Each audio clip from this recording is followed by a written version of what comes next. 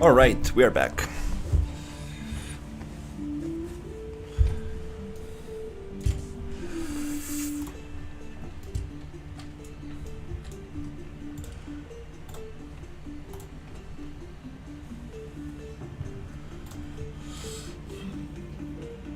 Hey, how's it going?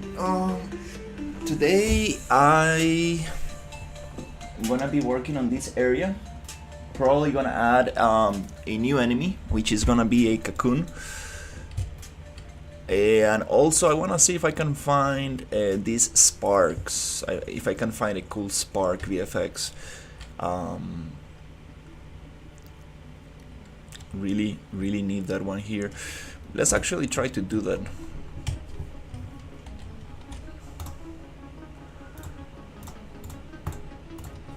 Should have one of them here. Maybe on this project, or maybe here. Maybe here. Awesome.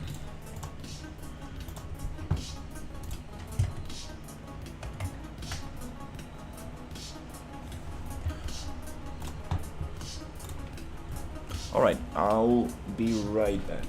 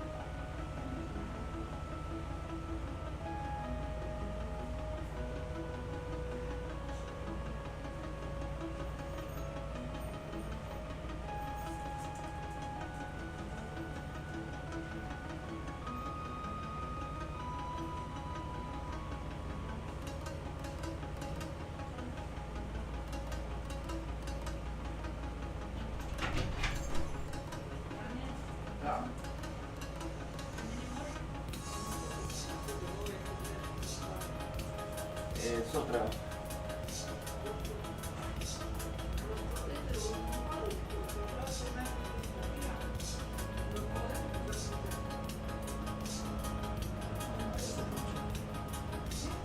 Ya empecé.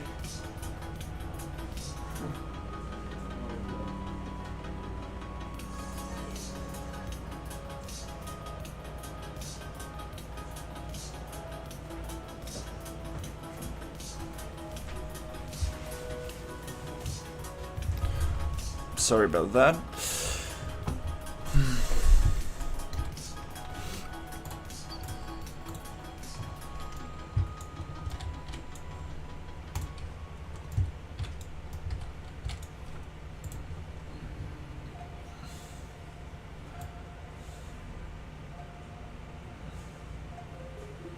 Let's see if we got it here in the infiltrator demo.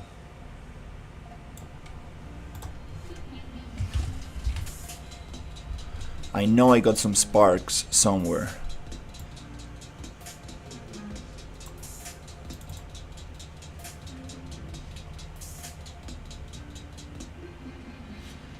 Hey, that's better. That's awesome. I knew I had some sparks. That's very cool.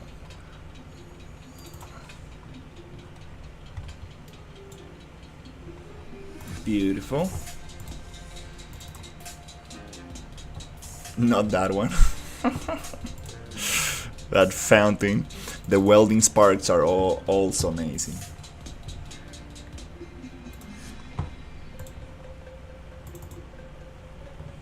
Beautiful. Okay, with this we can definitely do something cool. So 1, 2, 3, 4.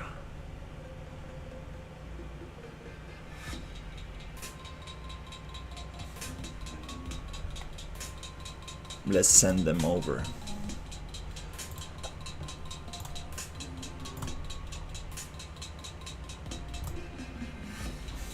That was quick.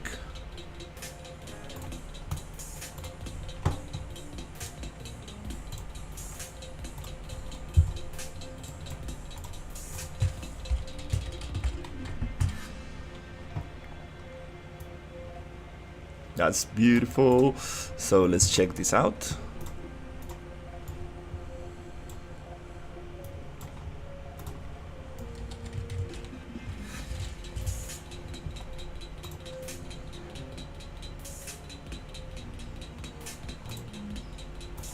That's bright.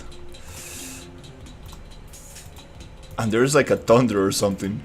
What the hell is this? Okay, that might be too intense. Let's see these ones.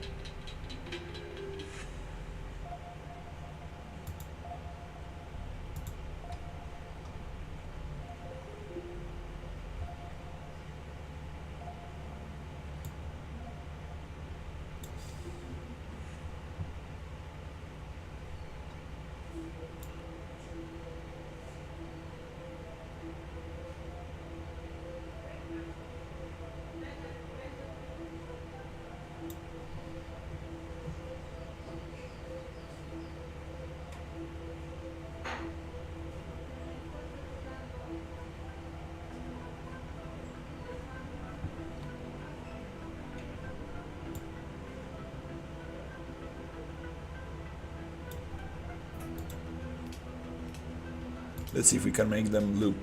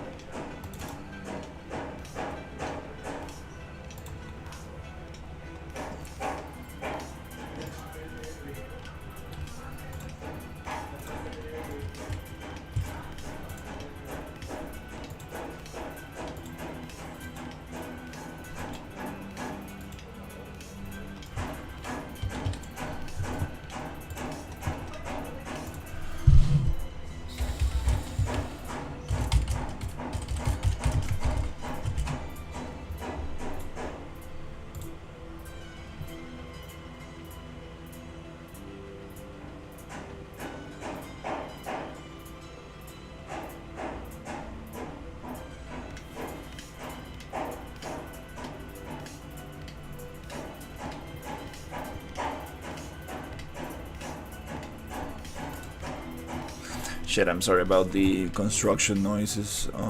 That's gonna be annoying.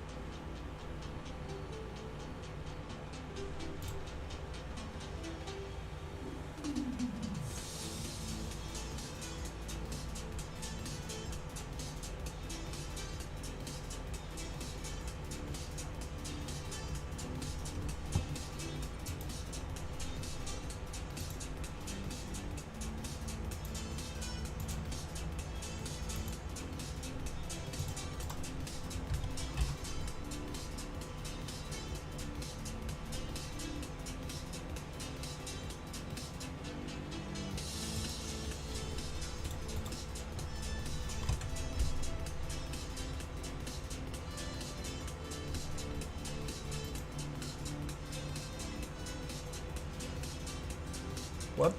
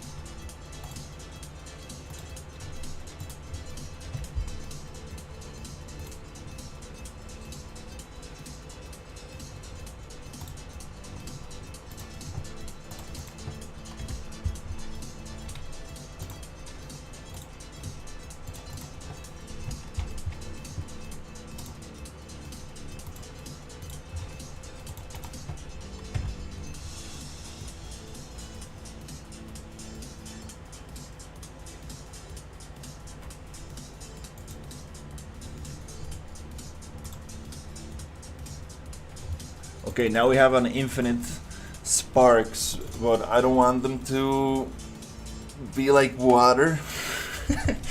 I want them to... oh Jesus, look at this. It's like... Dude, it's gonna blow up. This might be a little bit too intense.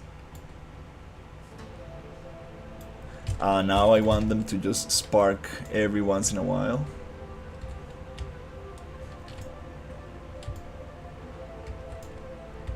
That's too crazy.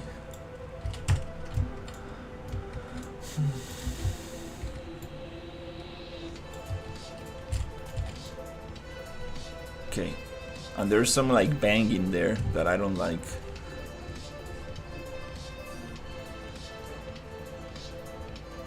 A burst light flash.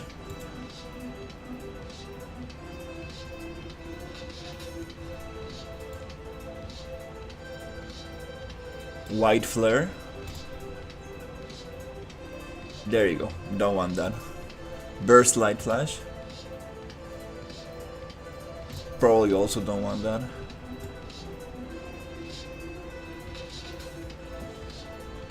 So the question is, how can I make them?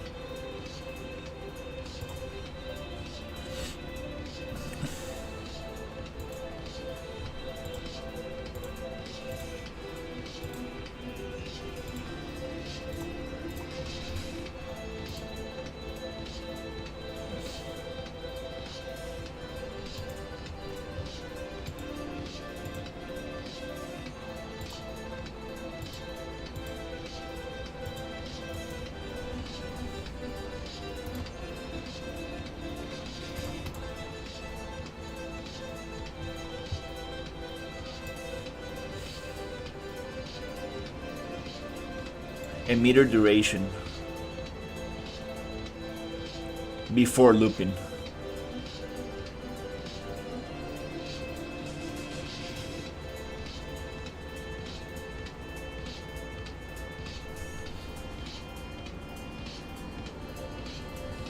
So it needs to be a higher number, like maybe 5 seconds.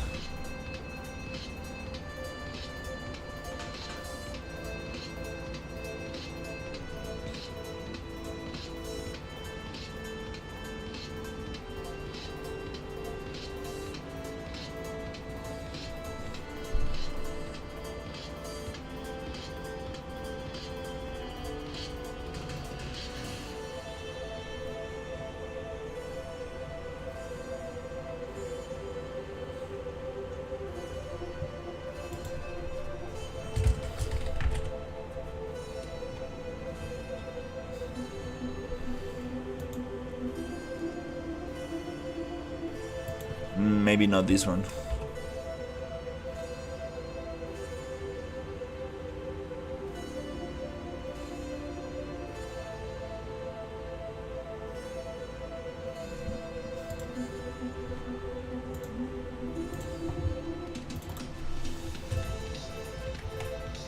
Let's see.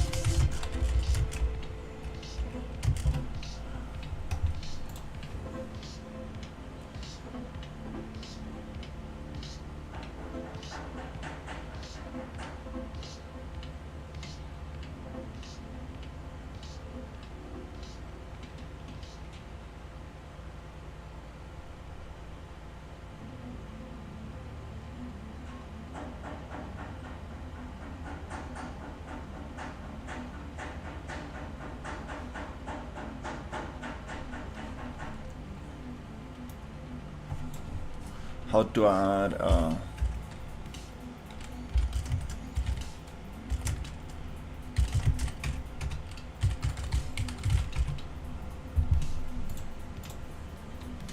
a delay, yeah.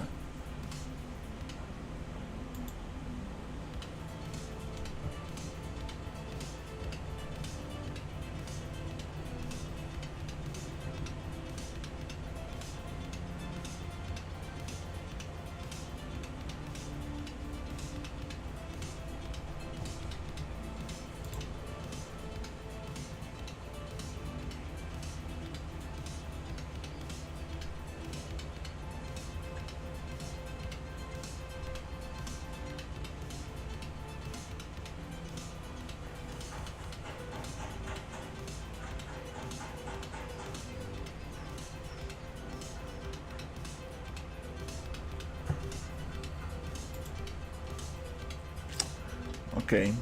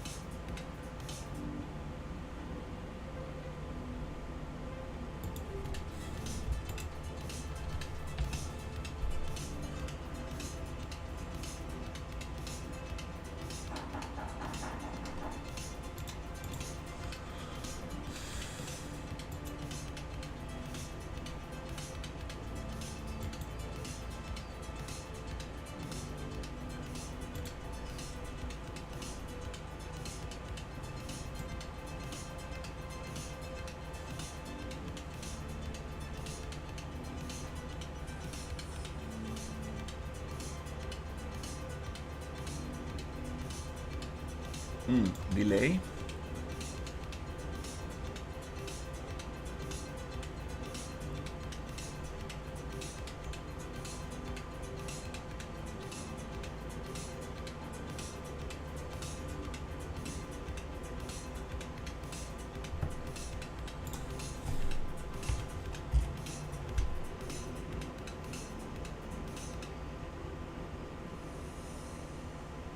Maybe it is an emitter delay. Might be a delay.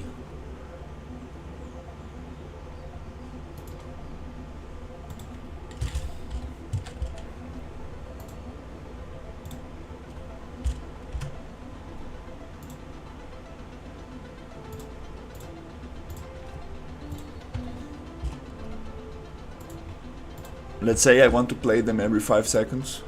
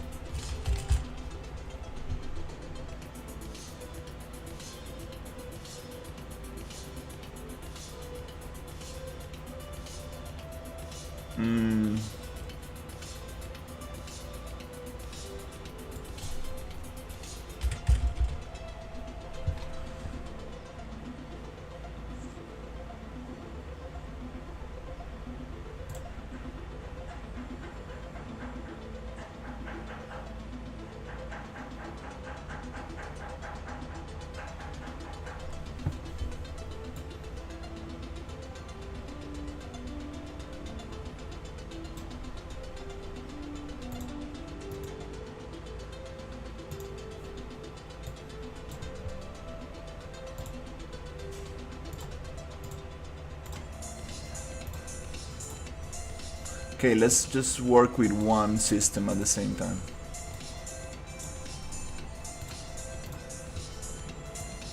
Okay.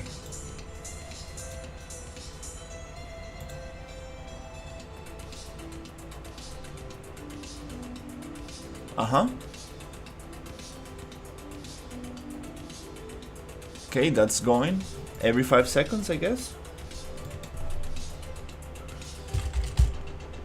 Yeah. Let's push the delay to 0. It's going continuously. Push the delay to 5. It's gonna happen every 5 seconds.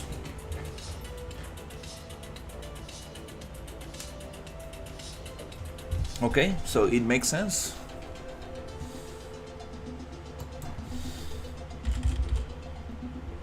Okay, let's do the same with the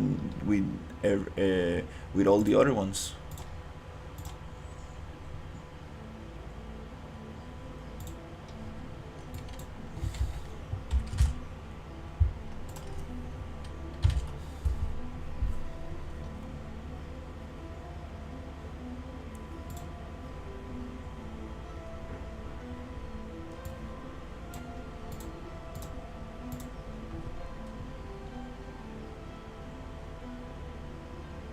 There you go, every 5 seconds.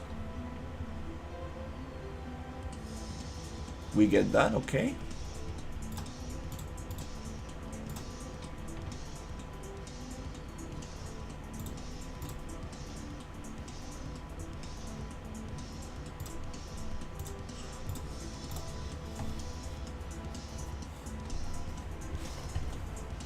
Every 5 seconds we get that.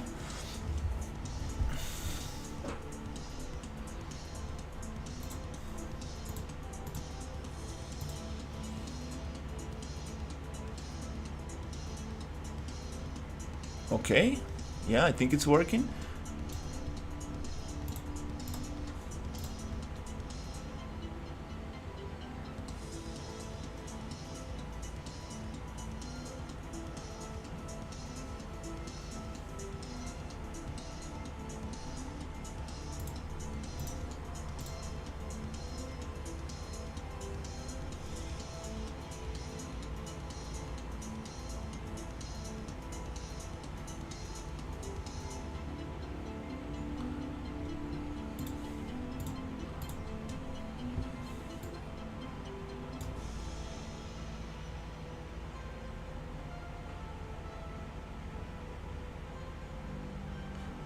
Not all of them are visible.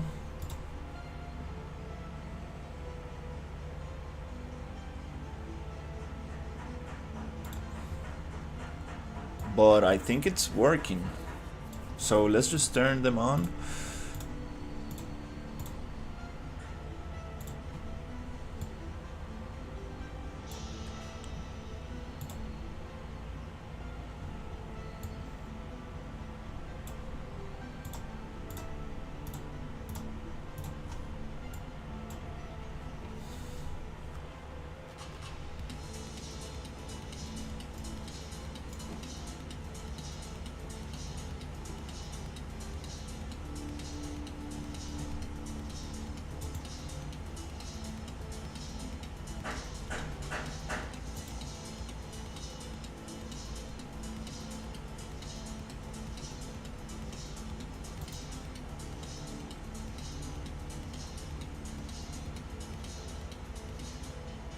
That's great. That's what I want. Some of them are not. This doesn't have a delay.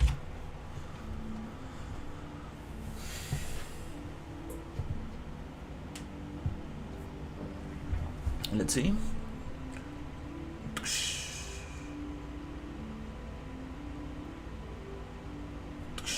Okay, that's a little better. That's a little better.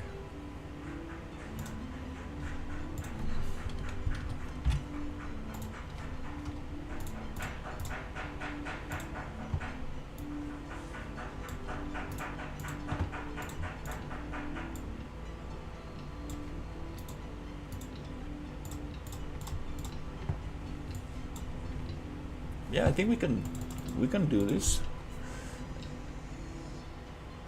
Let's see how that looks.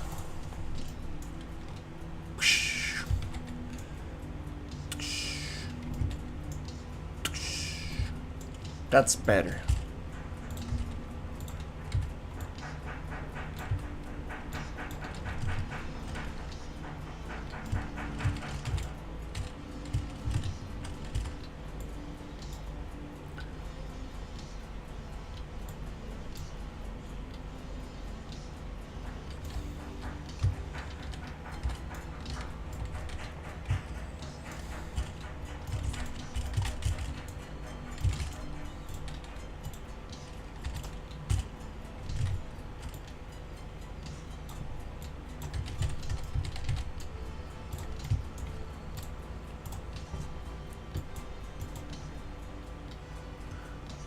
It would be very cool to make this light red, like kind of like emergency.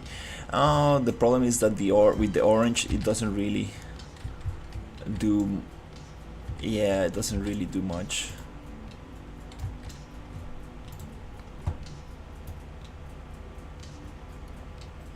Unless we push it a little bit more.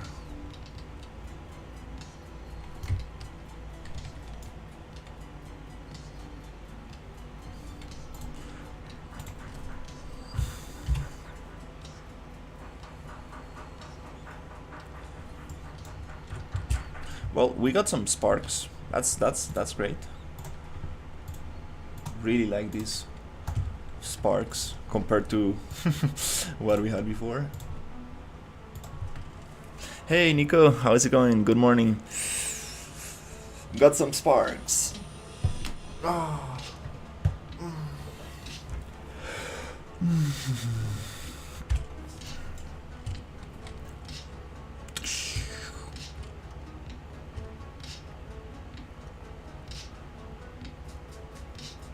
Okay, that looks a little bit like fireworks. There's some stuff here I don't like.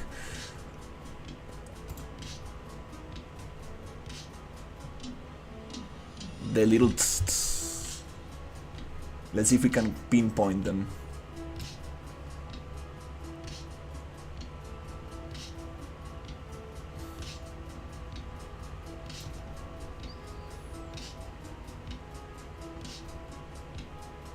Might be this one.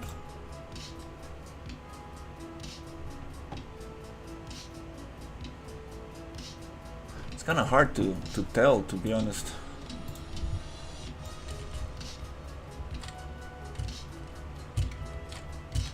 Yeah, I think we got rid of the little ones.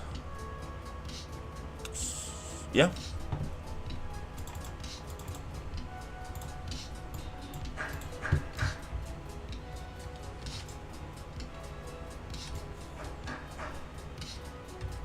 It would be nice to add a little light in there.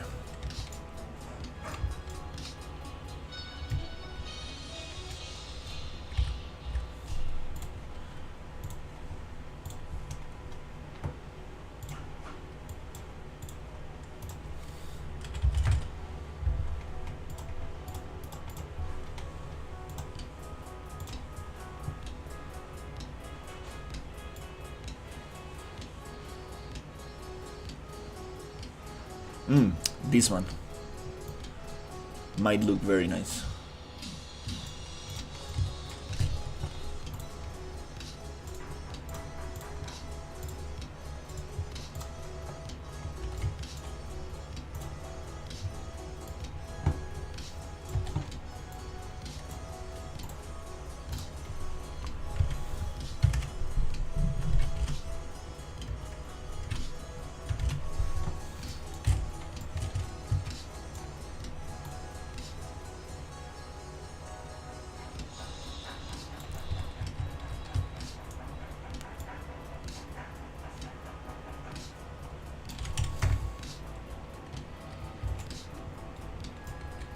Yep.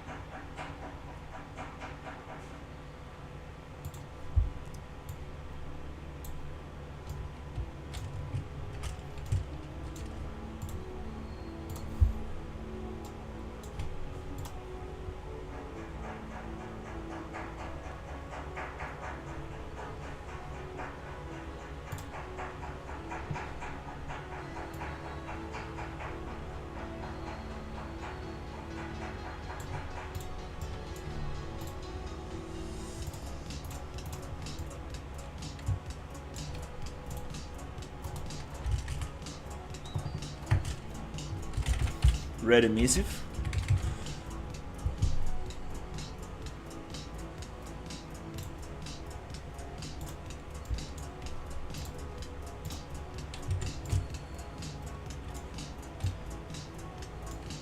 That red emissive needs to actually react to the thing.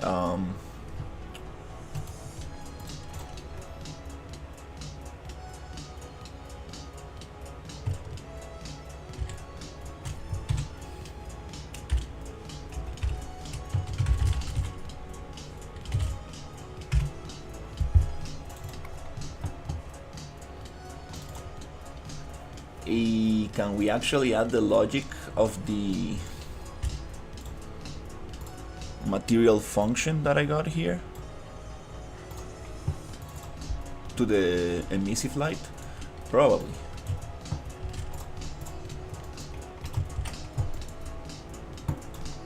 And that goes to emissive color.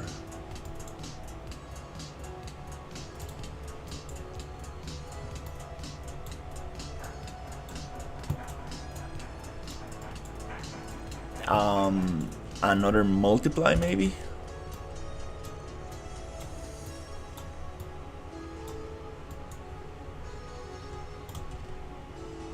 Is it going to flicker? Yep.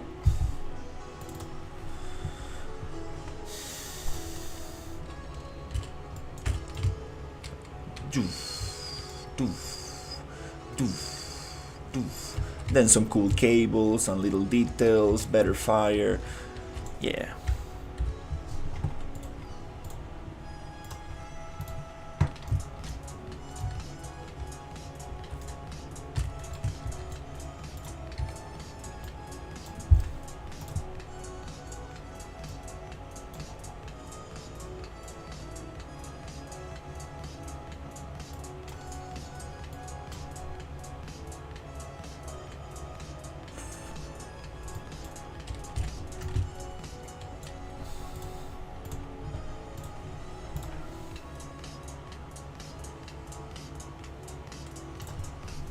Awesome.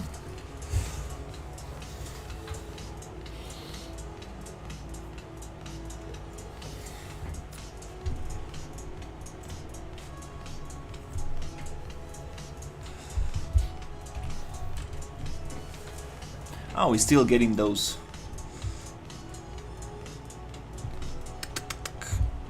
That doesn't really feel right.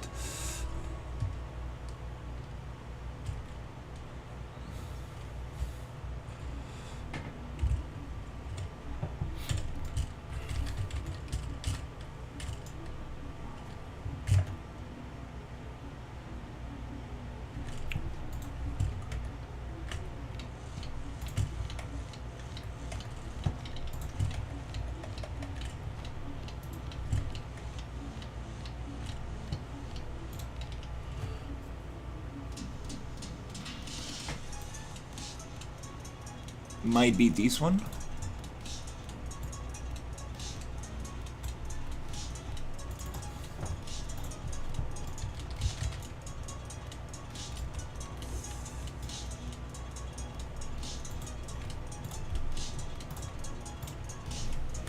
Probably.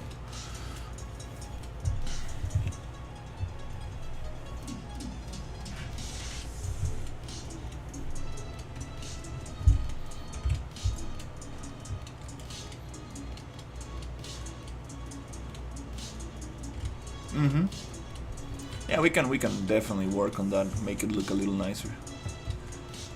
Again, the landscape is too sharp. I don't know why that's happening to my landscape. Pretty sure it has enough resolution.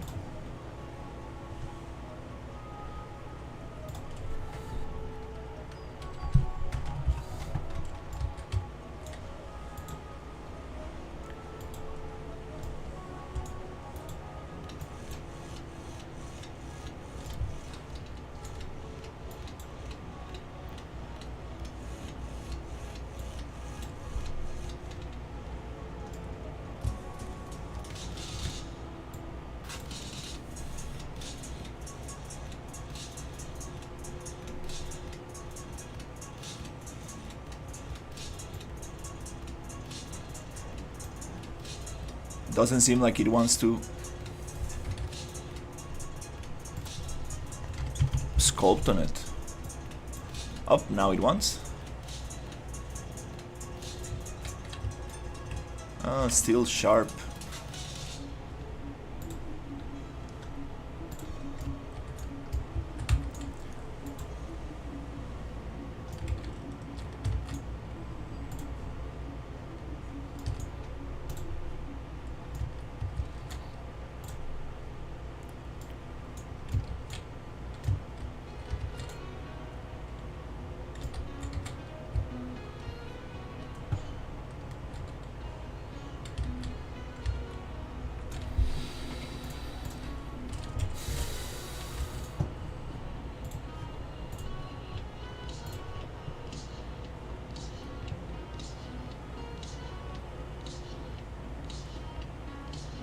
Anyways, that's kind of cool.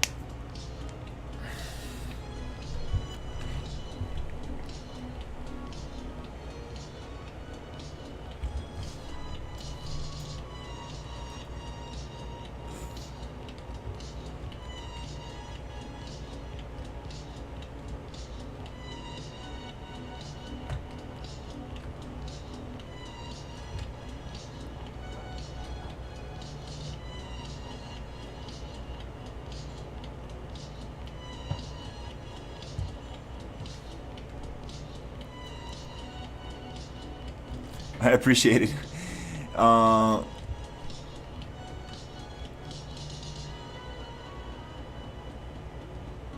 It looks so small, but I'm sure I can sit in there.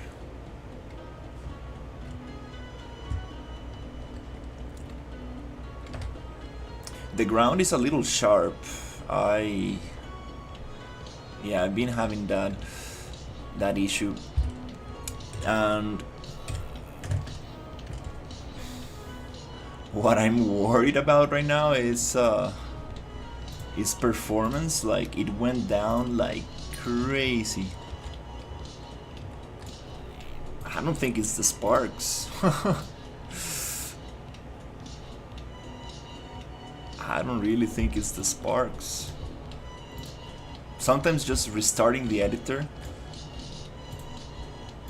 brings the frame rate back, but that's very concerning. It's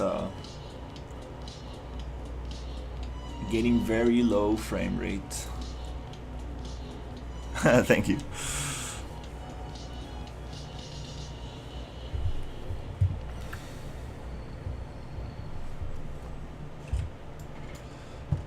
Oh no, this is not doable. We cannot be getting such a terrible frame rate.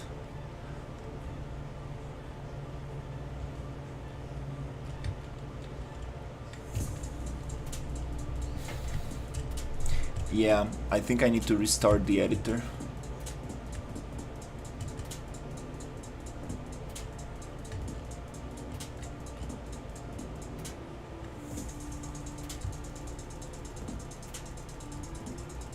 Oof.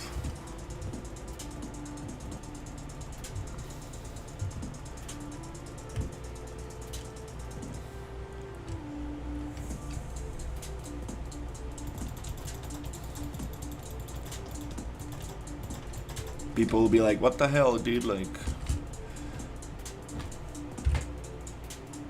no, this is not. I've been getting that a lot in this project. I add a couple of things, frame rate goes absolutely down, and I restart the editor and things just work totally fine. For some reason it kind of like frees the memory or something. But yeah, this is we are not supposed to be getting such a bad frame rate with just adding a sparks to the level. That's basically what I added. Okay.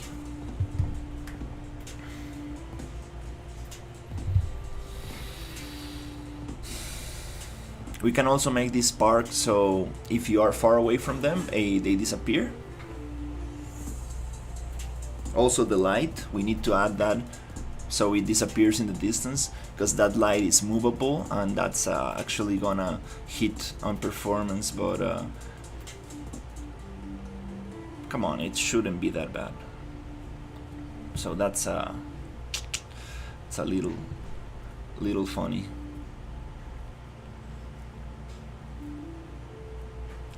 Let me take some notes before I forget.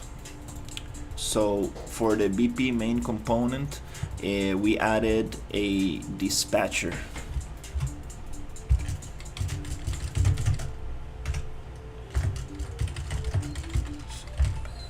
Dispatcher called on receive shot, I think it was.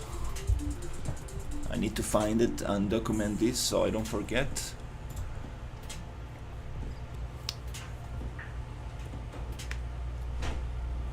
That documentation might come handy in the future. Okay, the project is opening way faster because the area that we are working on is pretty small and I don't have anything else loaded. We have some map errors, we need to check those. Shift H. Okay, now I'm getting way better performance just on the editor.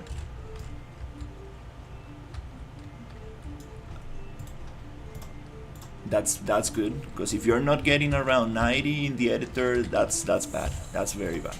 So let's check this light. Can we go to performance and change the max draw distance and fade? I don't remember how this was. I think max draw 10,000, which is 10 meters, and 15 meters for the blending, so it disappears in the distance.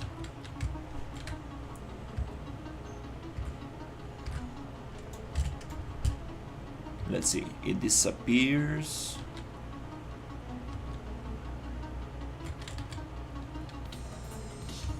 Maybe the other way around.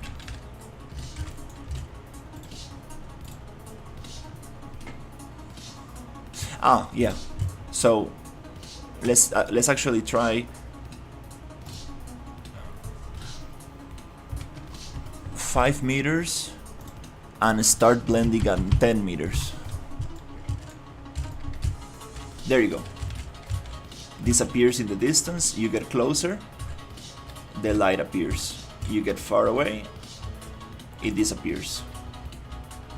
Alright, that's gonna help a little bit.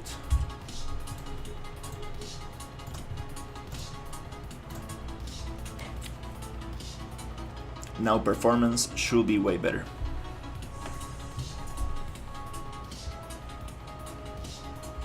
Yep, there you go. I knew something was wrong.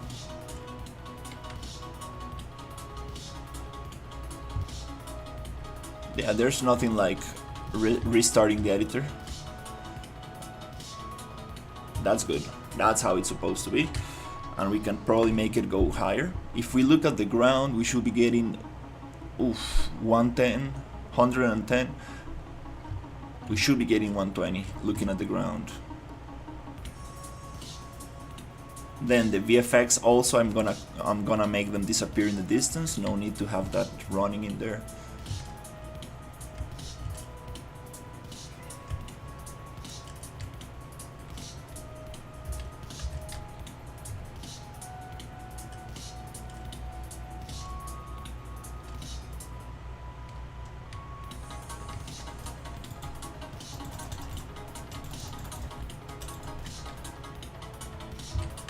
One thing I wanted to modify, and I totally forgot,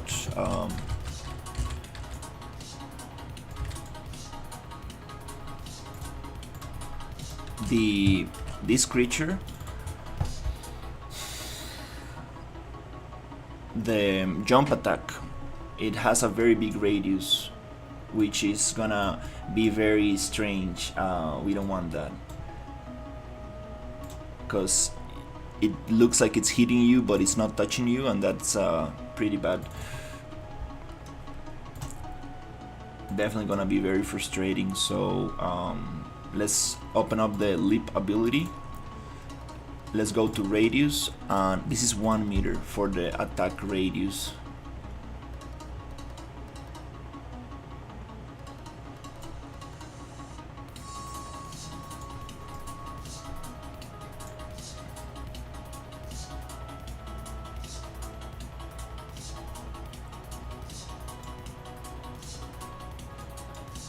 Telegraph circle.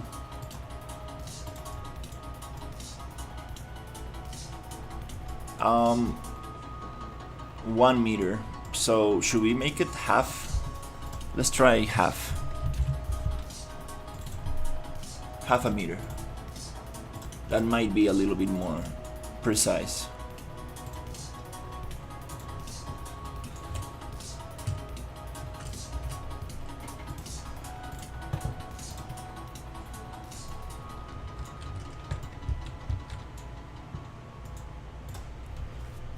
Wow, it's been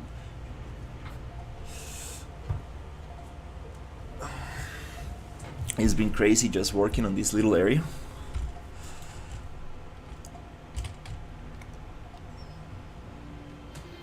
But I like it. I like it. I think it's a good idea. Oh, still doing damage. I want to be able to dodge these jump attacks from the worms. Yeah, that makes a little bit more sense.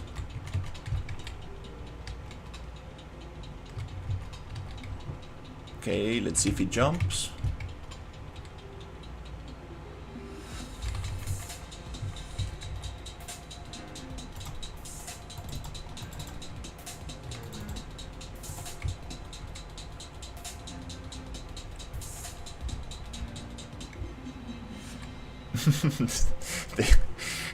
the rolling worm, definitely need to see how can we stop that. Maybe simulate physics and then stop it.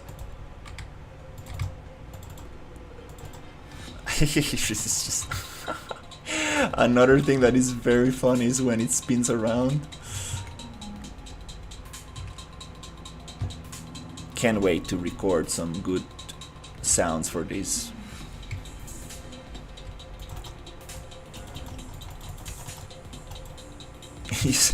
It kind of spins around.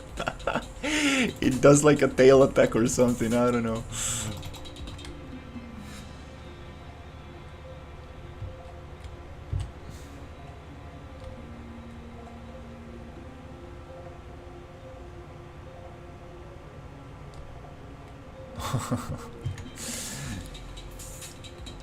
Okay.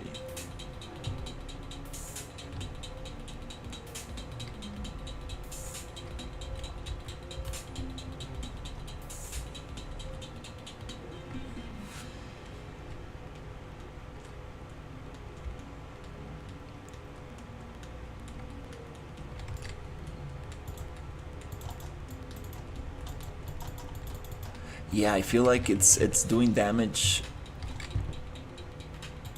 kind of like a little bit too far away from the player.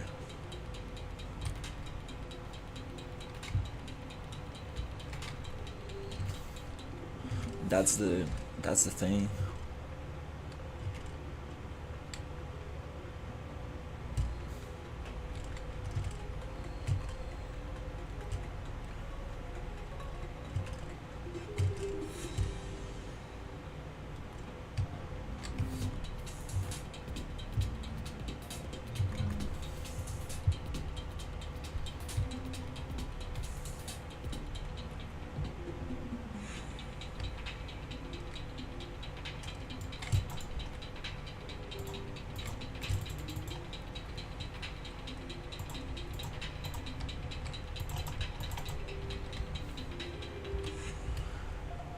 the health regeneration of the character is too high. It is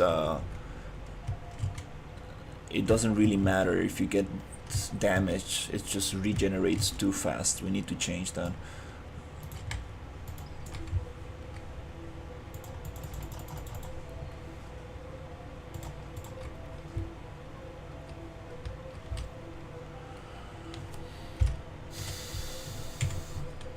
Yeah, the character health regeneration is just too much.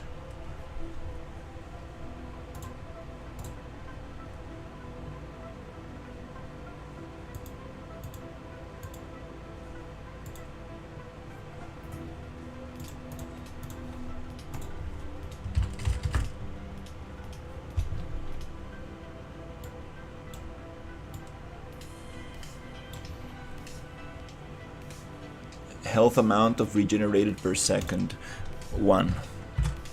Health regeneration starts after 10 seconds. Health regeneration timer ticks every seconds. It's gonna regenerate 1 hit point every second.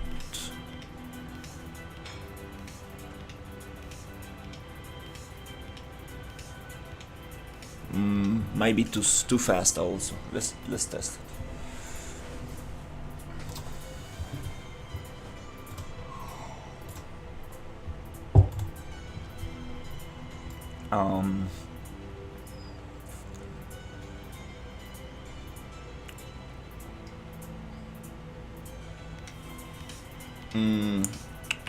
I want to make this radius 0 just to test it, because I'm not sure if this is actually doing what I think it's doing. But if we set it to 0, we should know, we should be able to know if this is actually the range on which we can get damaged by the worm jump ability.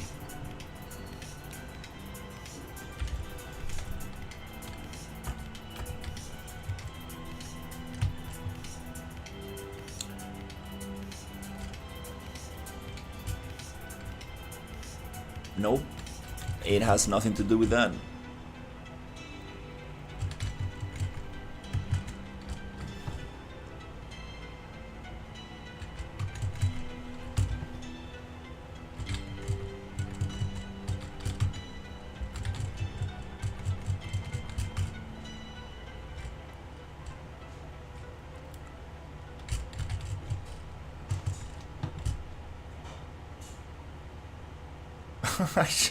That's I don't know why it's spinning like that. Oof, health regeneration is super slow now. Okay, that's good.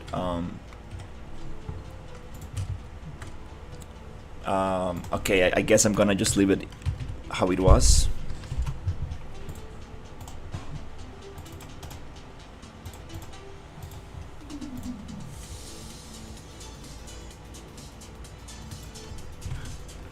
Yeah, let's just leave it how it was.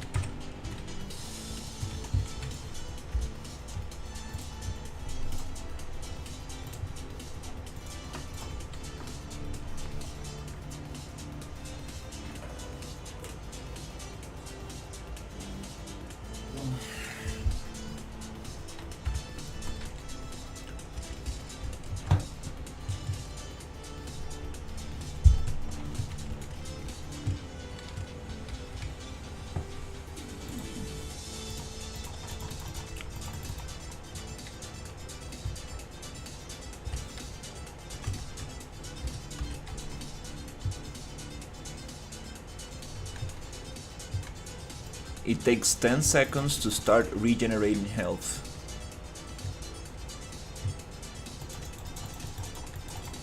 Then, after 10 seconds, it regenerates 1 point per second. Let me see if that's right. Yeah, that feels a little bit better. We might be a little bit more strict. Yeah, we might be might make it 1 point every 3 seconds to make it slower.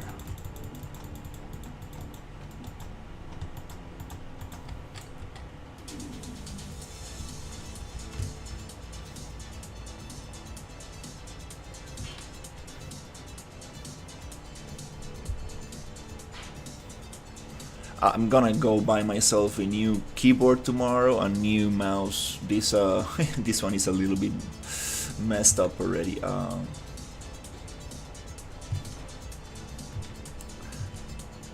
It's time to change them up. Oof, I need to go open the door. It's too hot in here. Too hot in here. I'll be right back.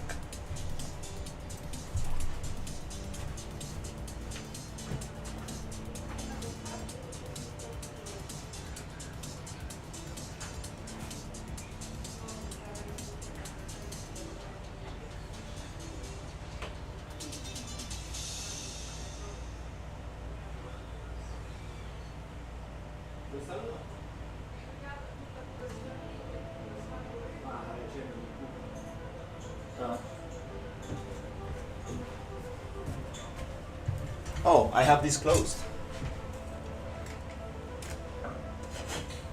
That makes a lot of sense. Я тут закрив вікно, чому вчора точно засенісов. Буде краще зараз, так? That makes a lot of sense. I closed these windows yesterday because the rain. Now it's gonna get a little bit fresher.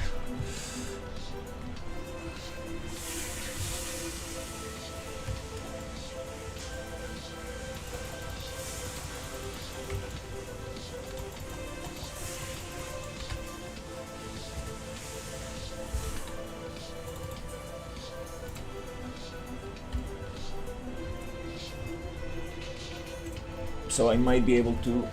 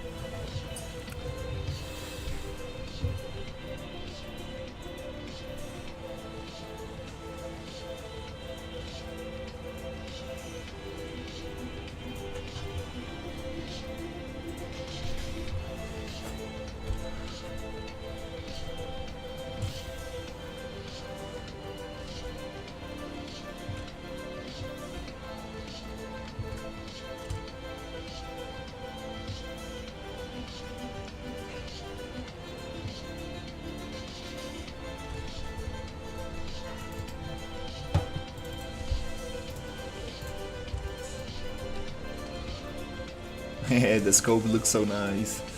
Very happy about that one.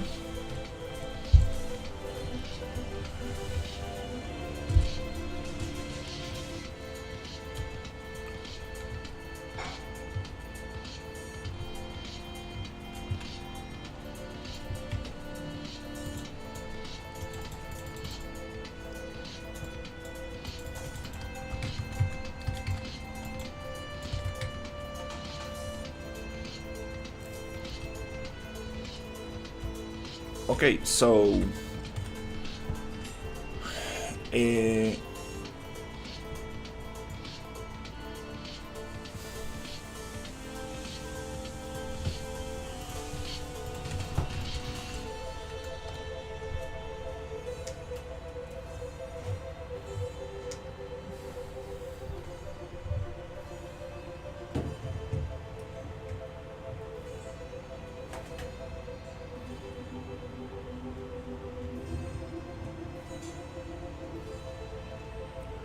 So,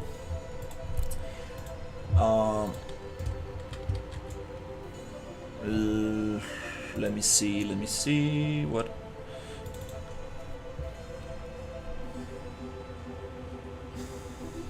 should we do next.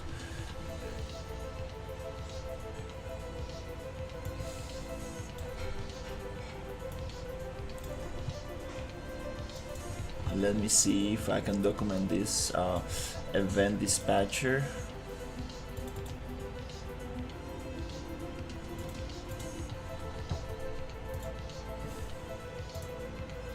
Right here.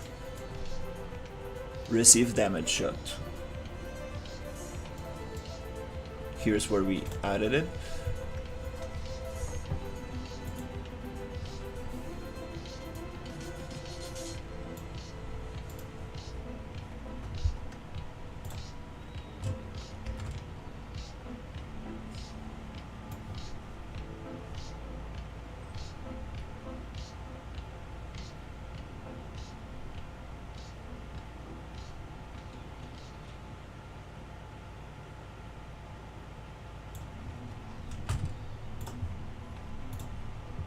Just gonna document this super quickly. Event dispatcher here into the BP main component. Receive damage shot.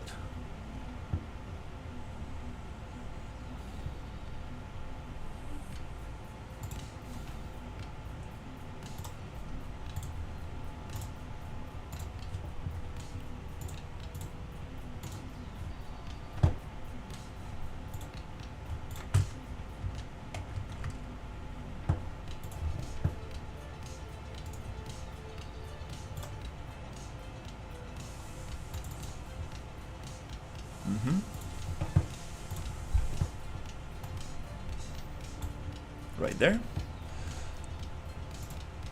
Awesome.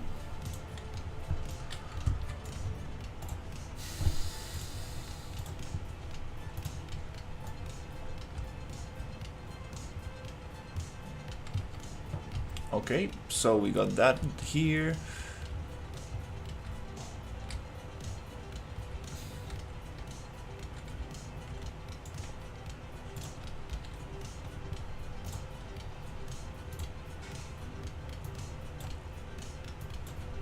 I want to find all my worm creatures.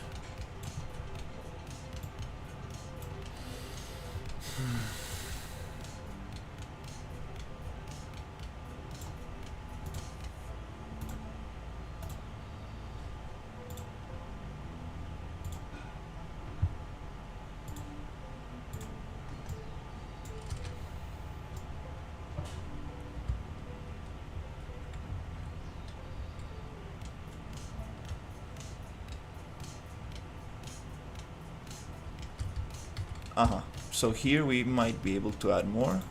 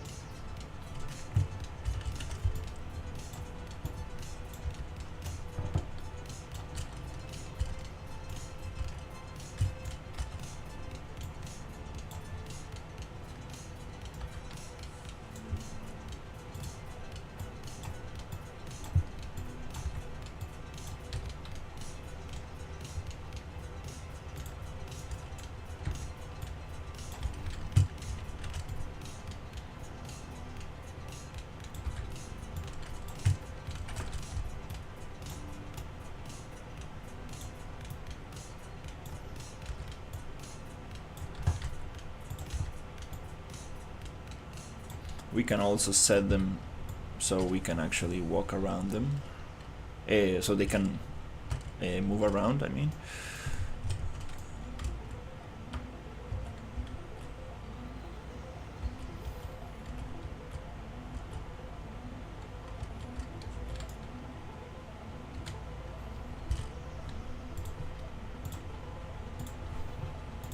Alright, I'm gonna give it one last playthrough and I think next step is gonna be the cocoon enemy.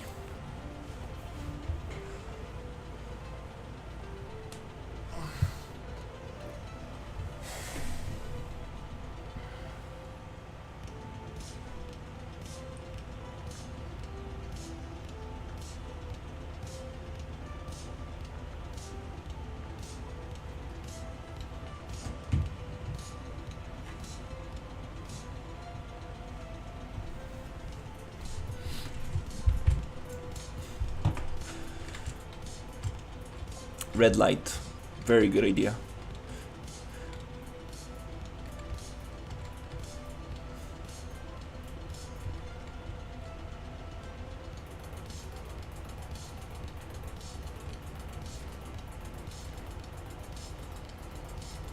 We actually don't want things to be overlapping this thing.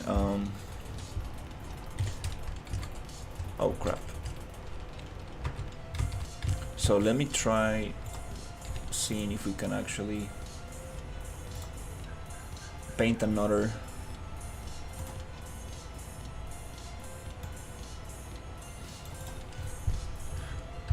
landscape material underneath this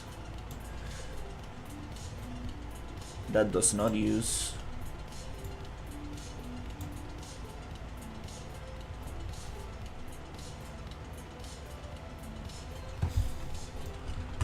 these grass types. Let me just double check here.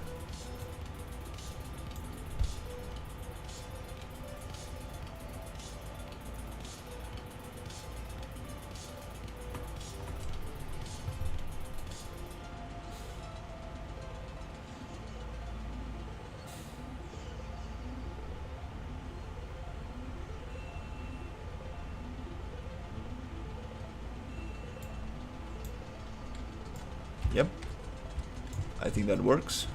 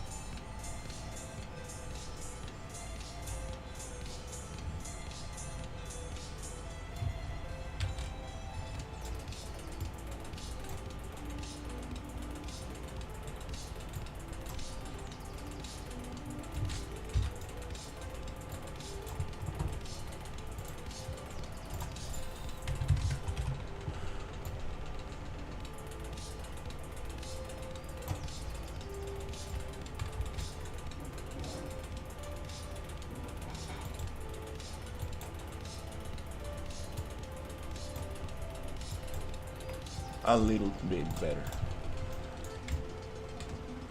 Just want to check if it messed up my landscape. No, I think it was the rock layer that was not properly set up. Okay. Okay, cool.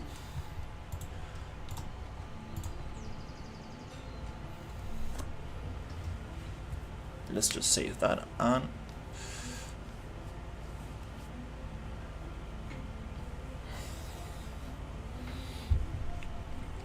See if we can get the cocoon enemy.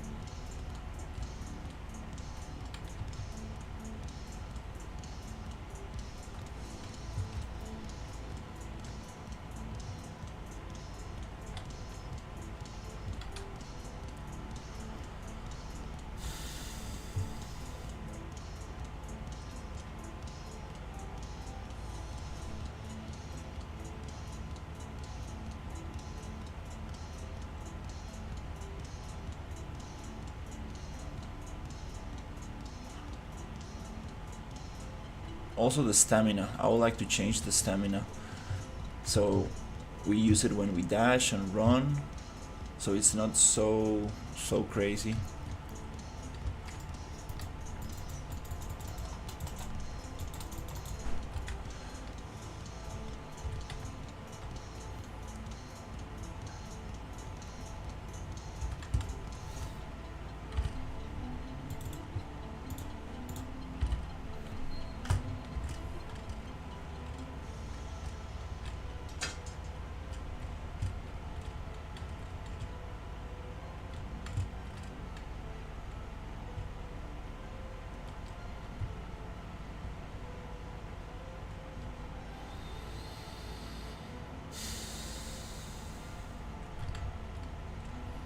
I appreciate it.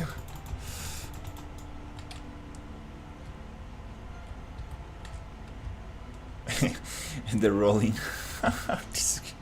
These swarms going down the hill. That's kind of funny. Um, Definitely need to make them stop simulating physics.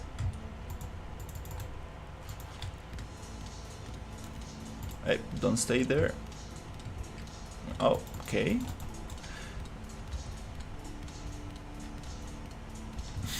That's a little funny. Uh,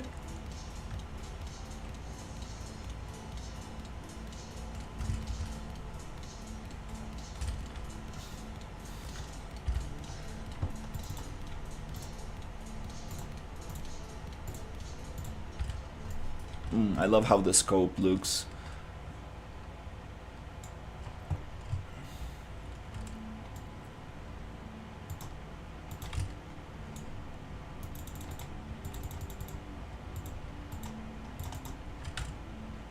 Also, the worm spins around, kind of like trying to do like a tail attack. Not sure why it does that.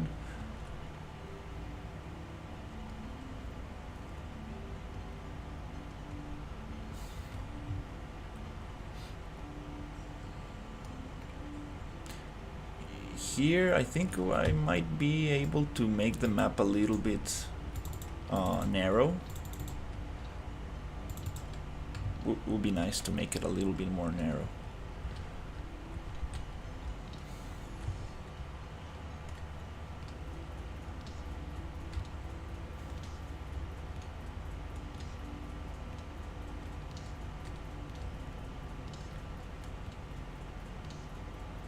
And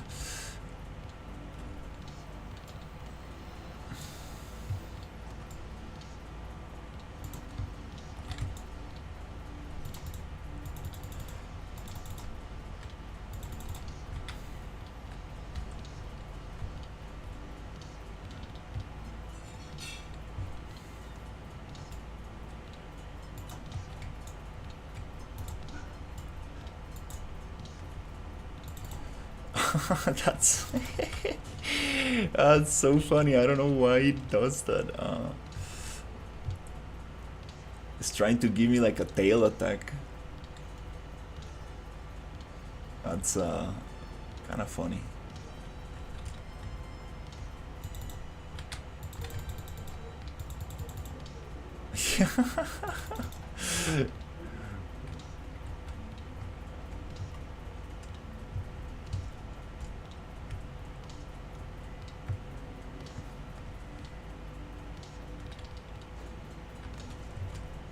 Is it happening because I'm getting too close to the worm, or?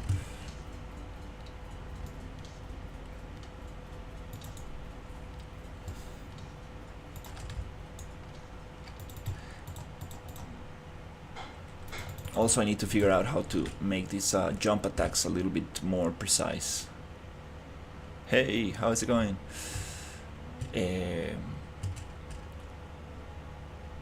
But yeah, it's gonna be very, very cool. Okay, nice. We're running out of water and food, so we should have some of it in the... Another cool thing about these worms is that they go and find reinforcements. That's some... Okay. They got me.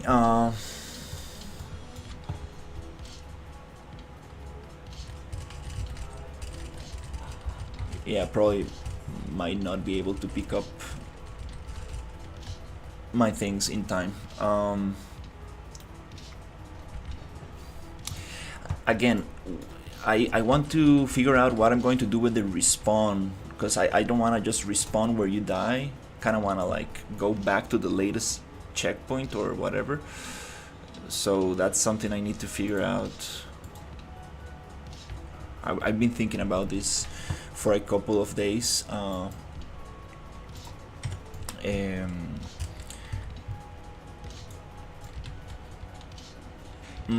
That's an interesting thing right there.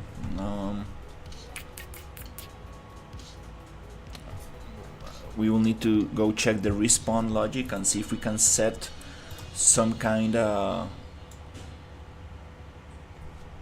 variable, so we have like little checkpoints, I think, and then you respawn on the latest checkpoint. Probably that's how you, I mean, I can deal with that.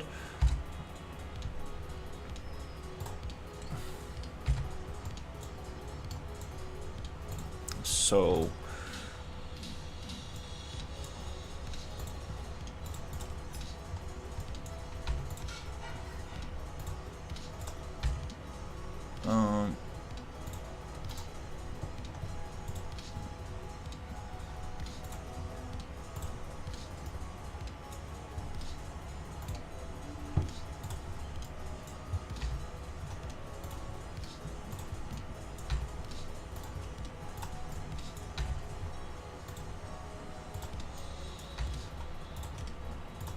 trying to place my worms in the floor. Okay. And yeah, we should probably get a little bit of water, some supplies here.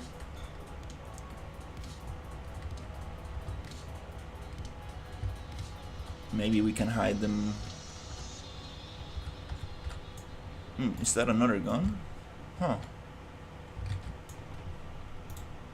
No, I don't want another gun here.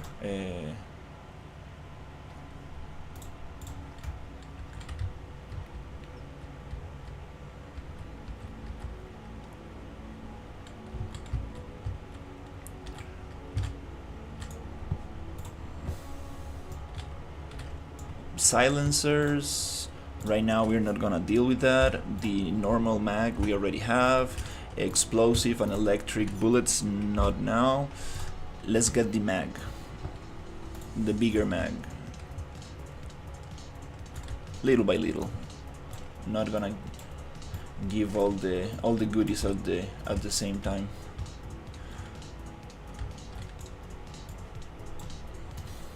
To really have a sense of progression.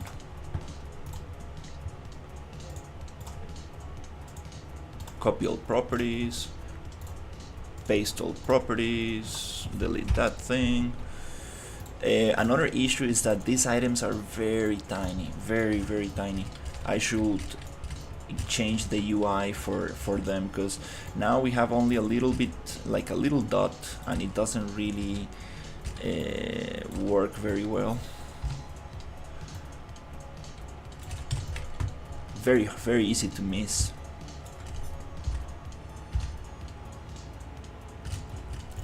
So I definitely need to change that.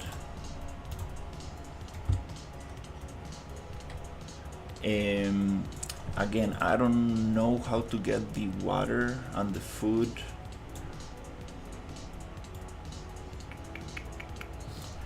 I might just, yeah, let's open the other project just to have it as reference,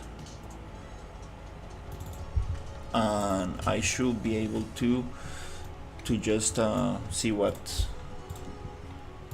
the name of the items is, so I can place some water and food there.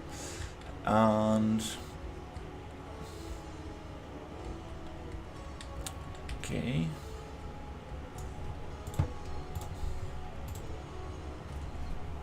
yeah, I'm not pretty good, not the greatest at shooting games, so I want to see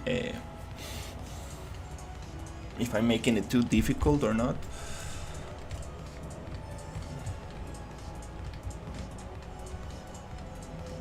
And we also need some kind of like tutorial, some kind of like volume trigger boxes, so it kind of like explains a little bit how to pick up stuff and modify your weapon. but I want to make it in a kind of like a nice way, not too much in your face.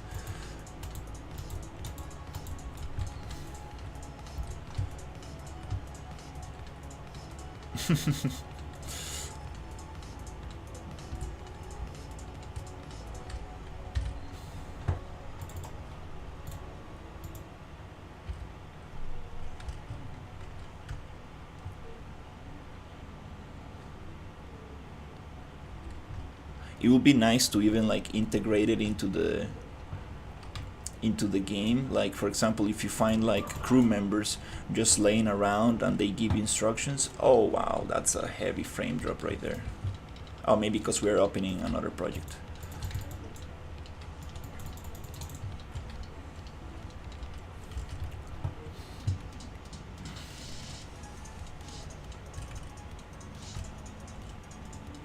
Most likely because we have the other project open.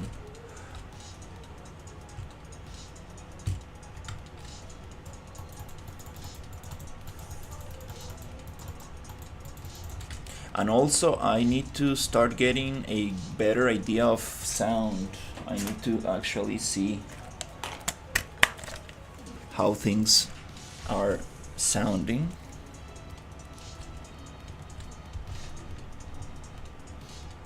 Because sound is gonna be very important.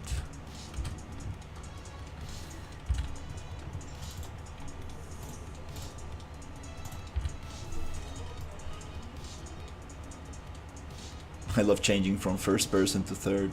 So cool.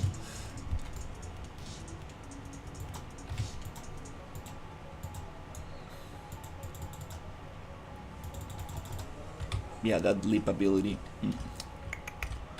This VFX also spawning on top of the ammo box. I think we need to remove decals from the ammo box.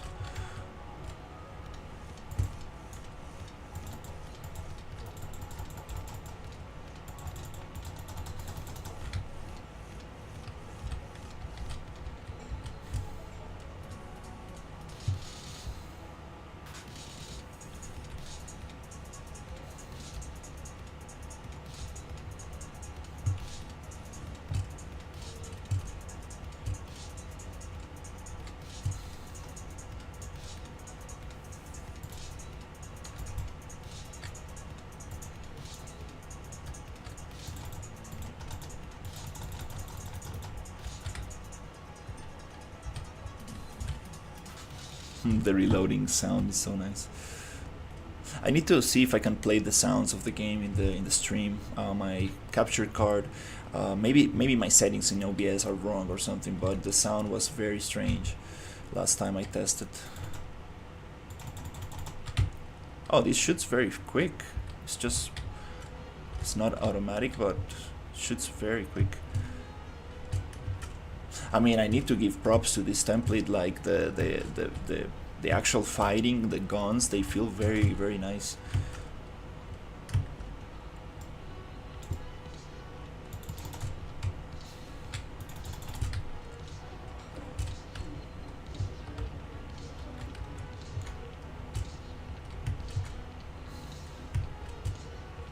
And definitely we need some set dressing.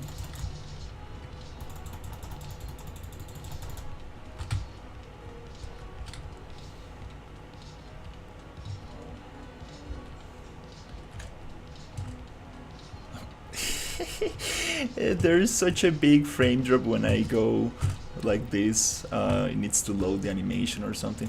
There's our solution for that.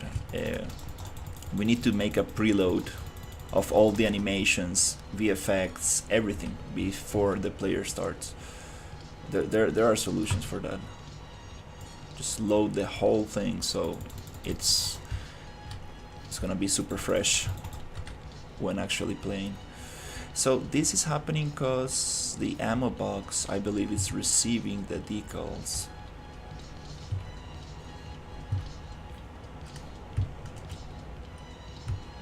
No, I think, yeah, I think it's a good.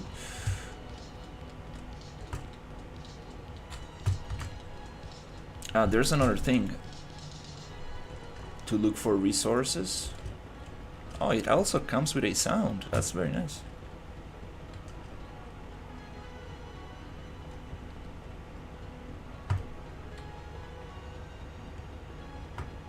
Oh, there you go. But it gives you a very little.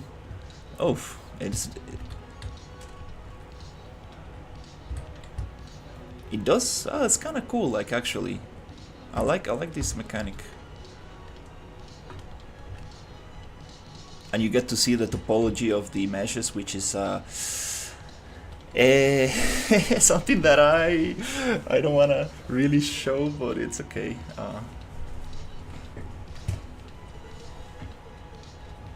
It will be nice to change these colors to make it a little bit more like maybe greenish.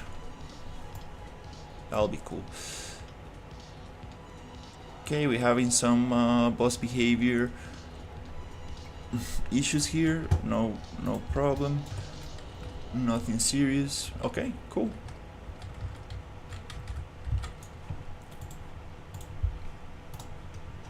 Sweet. So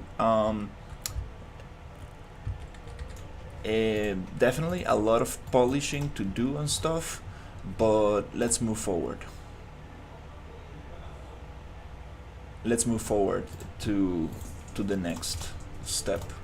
Then we can always come back and polish.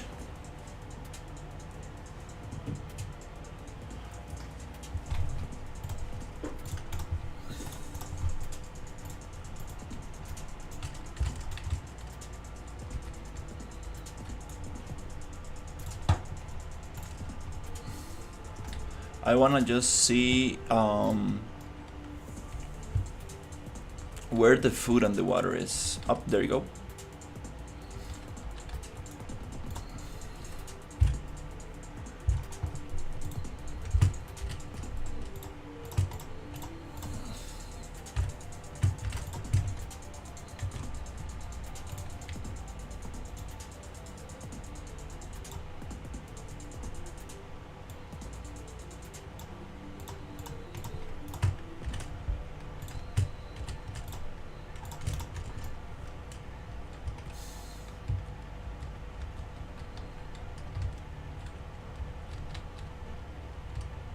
Should probably leave some of them.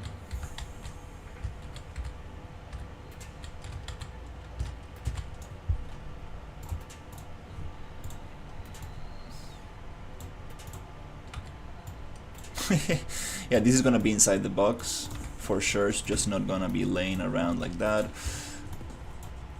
I'm definitely gonna change these icons, these meshes, to something that makes a little bit more sense.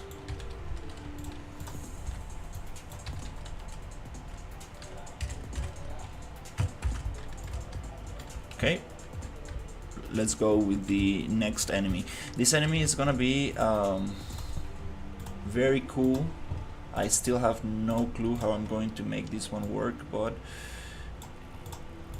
I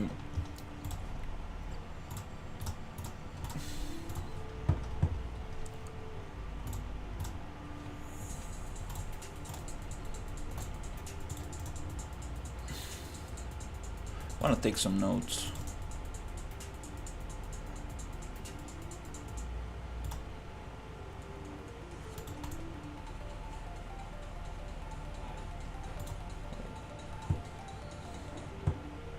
I want to take some notes.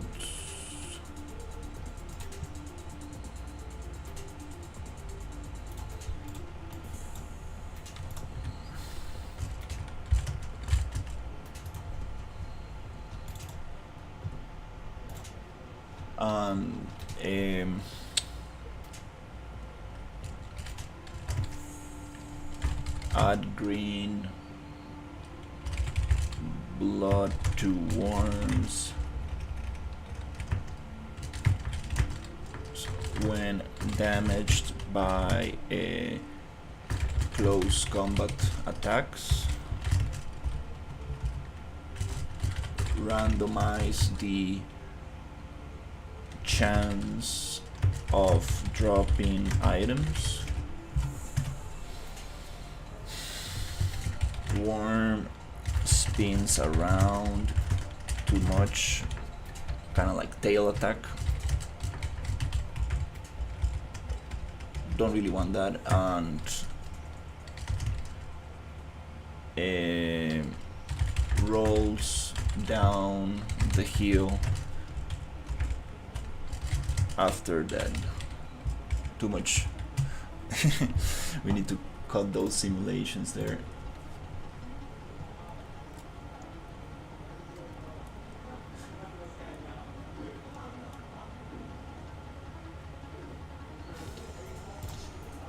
Oh, the jump attack.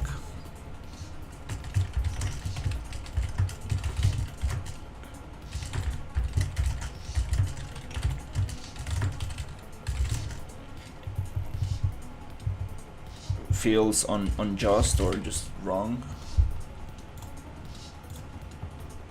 Okay. Let's save those little notes. Another thing that I was thinking about is the player respawn. Respawn based on checkpoint. This is a big one.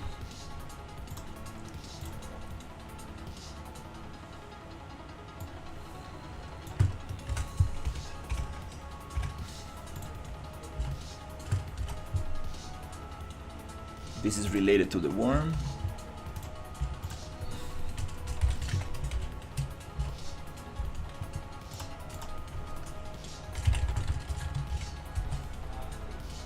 Related to the player. Okay.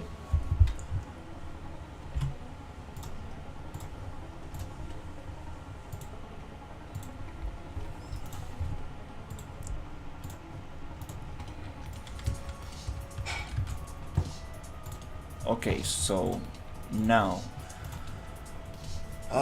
let me think about the other enemy. What are we going to do with the other enemy? What are we going to do with the other enemy? Okay. I want the cocoon to come down these canyons.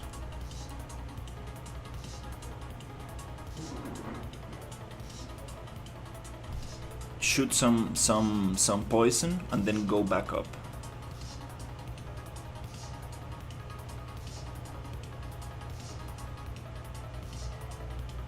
We could make them bite as well, but probably they're just going to go down, shoot some poison, go back up, receive damage. I think they don't need to bite. Yeah, it doesn't really make sense. So how can we make this enemy?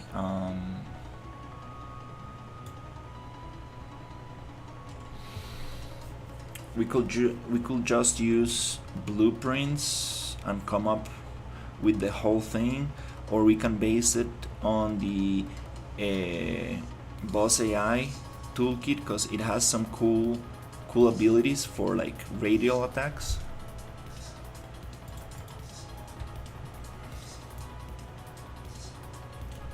So let me think about this. So I want to base this one on, let's base it on the worm. I think so. Yeah, let's base this enemy on the worm, and let's just call it cocoon.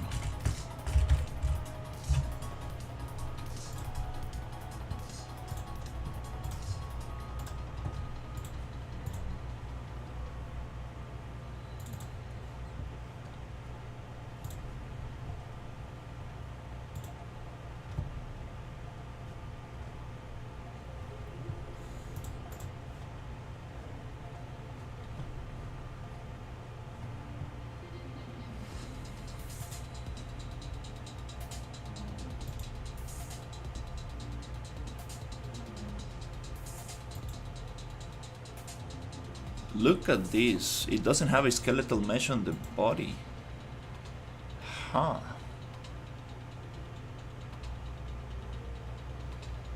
Just on the parent. I'm not sure if that affects anything.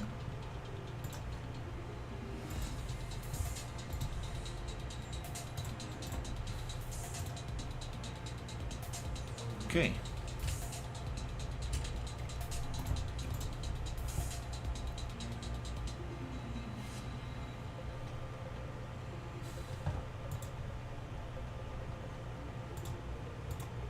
Oh, it does have it here. Huh. Okay. That's very interesting. So here we need the cocoon.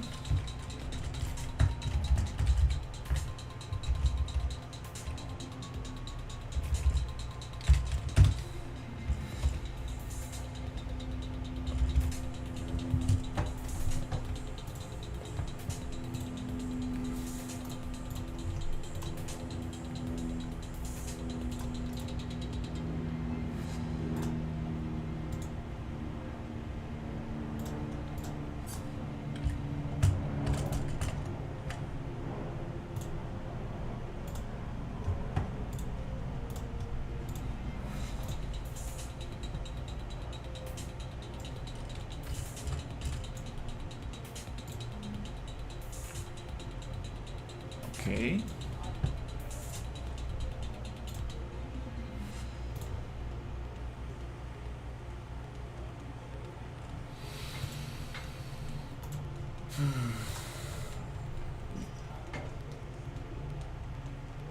Okay, Unreal didn't like that.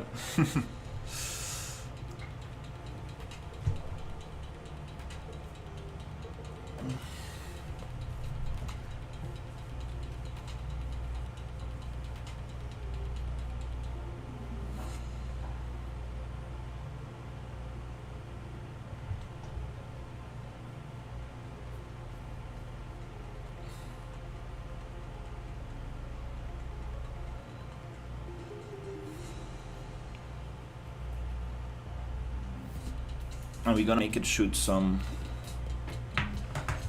poison.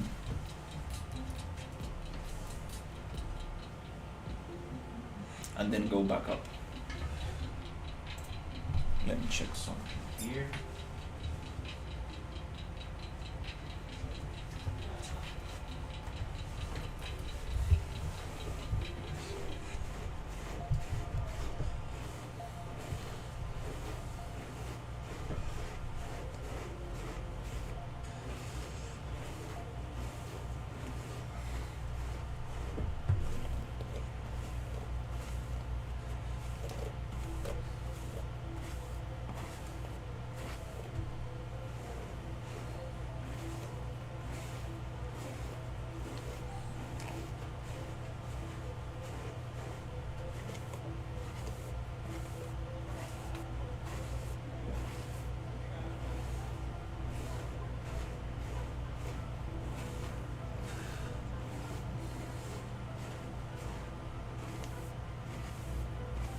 It's opening way faster now. That's very good.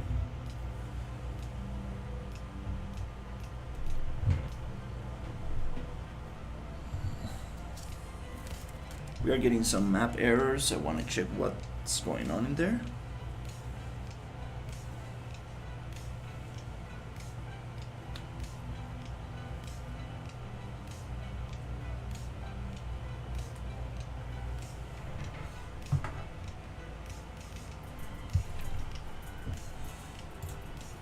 Oh, doesn't let me see them.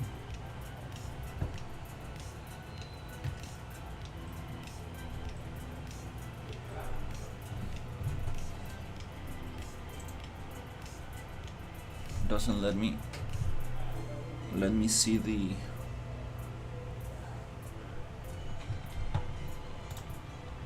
map error.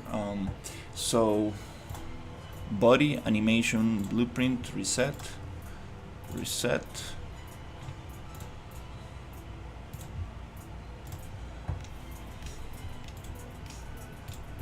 We're gonna use the cocoon.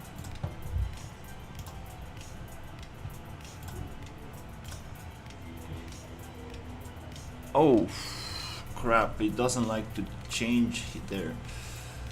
Fuck. Oops, maybe because animation blueprint is playing. Oops.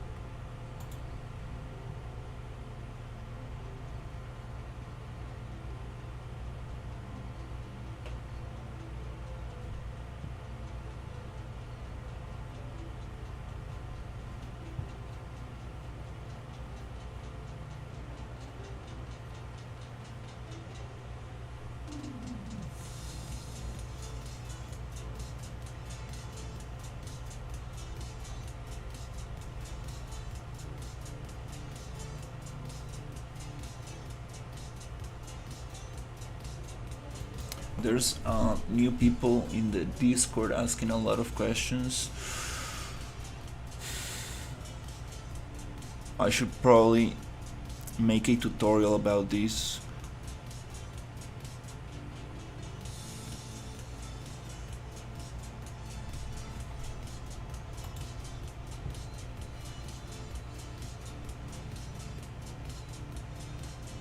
Because that's a very frequent question. People will be asking that a lot.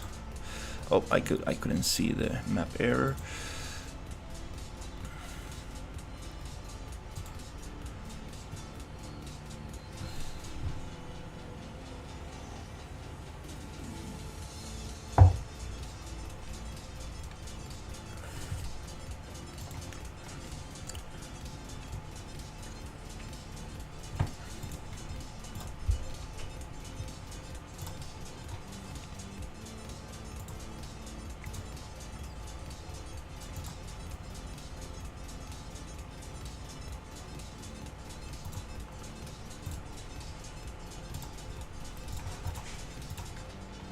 Okay, let me see what's happening here. Let's go little by little. Let's get the parent first. Let's get the child. Okay, take off the animation blueprint so it doesn't crash or whatever. Okay, let's see. What do we have here? Okay.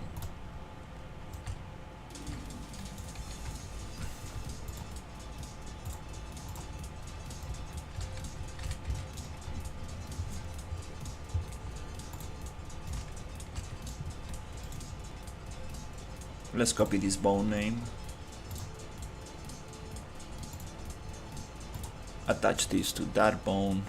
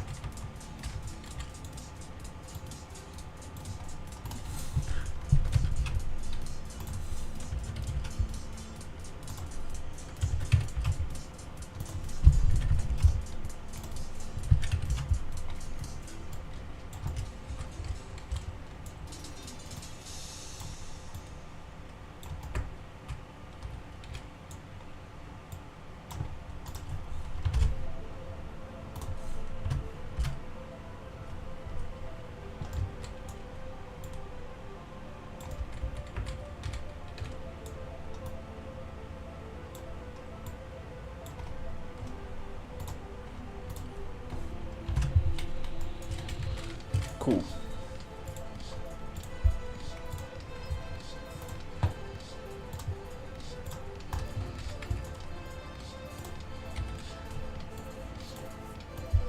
Okay, this thing I want to flip It's gonna be looking at the other side. It's gonna be hanging like this.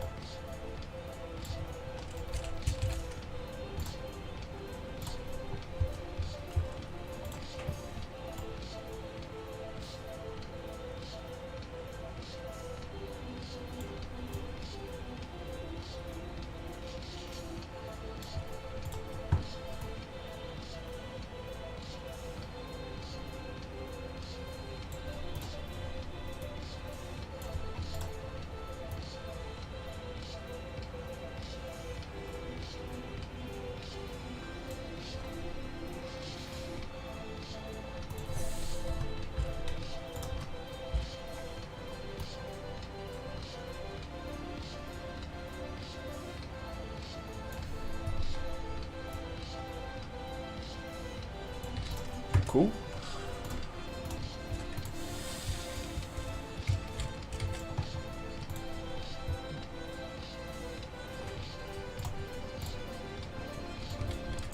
That's very nice. Next step,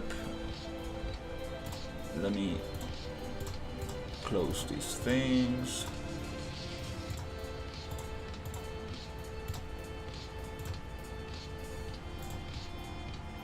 Next step is gonna be the animation blueprint.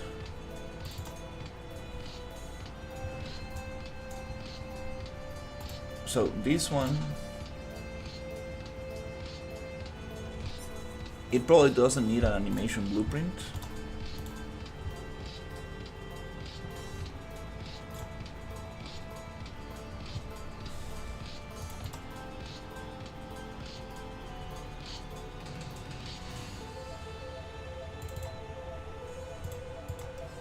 And I believe it doesn't even have animations. It just has idle. Kinda makes sense.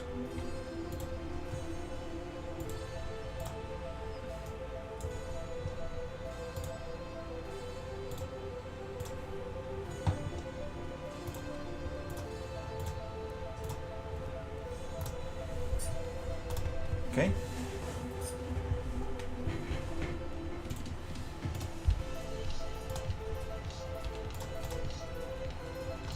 So these things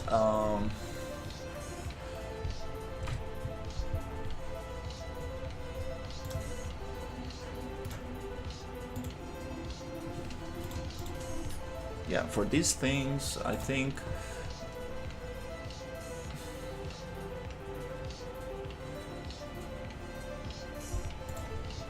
probably gonna use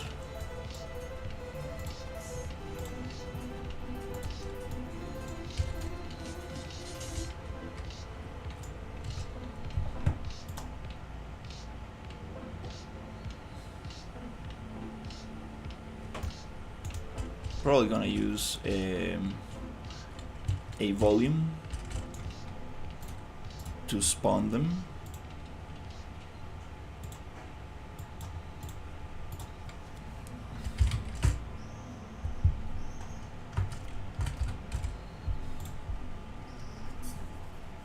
Let's try to use this one.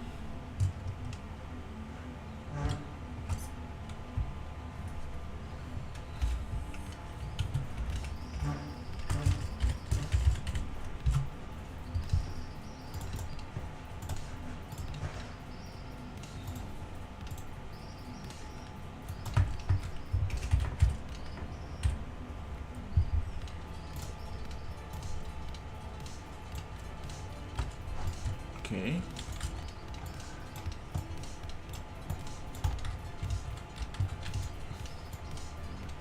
Okay, this one is gonna be pretty interesting because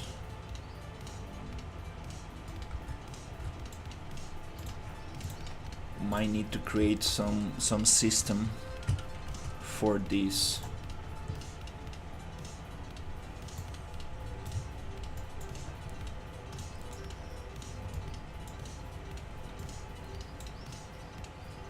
Okay.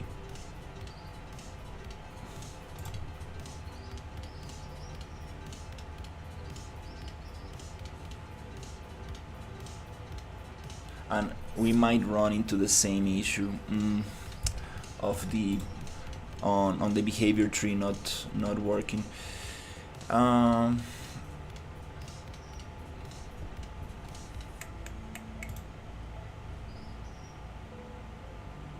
crap, okay, this one.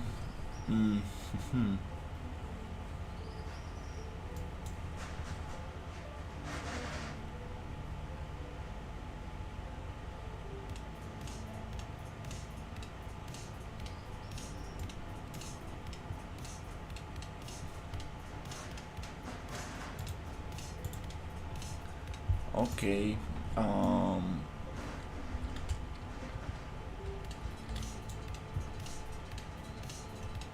Okay, let's go from the bare minimum. Okay, so I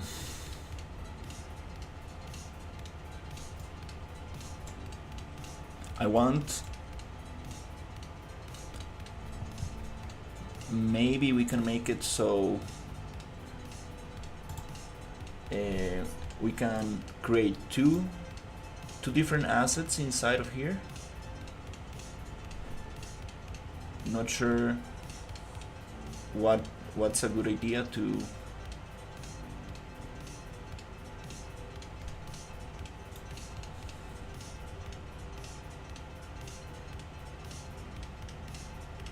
maybe two cubes that are hidden in game. So let's call this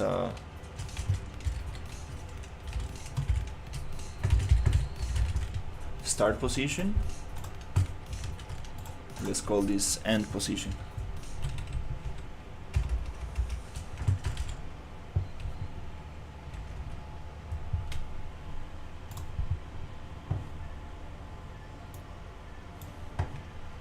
These cubes need to be hidden in game.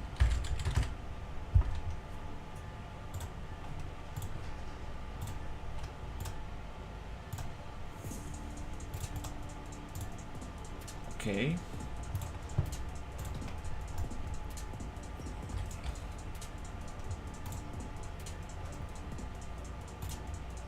Start position, so we can actually snap it to somewhere.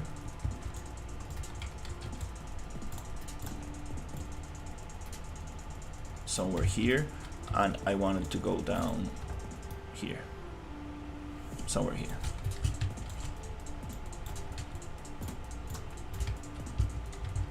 Okay, hidden in game, perfect. Okay, so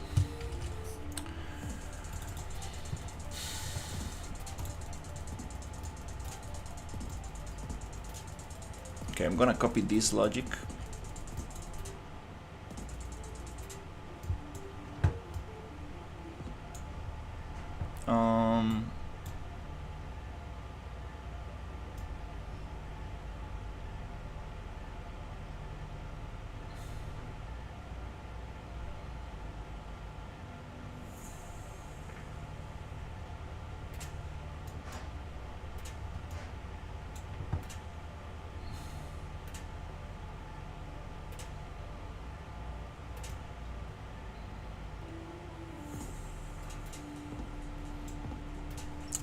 So okay, here we're gonna change a little bit of the things. Okay. Okay, we're gonna get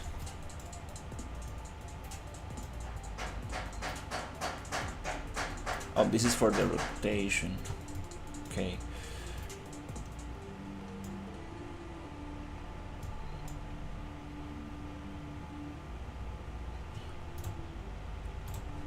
We need a node to move from one point to the other.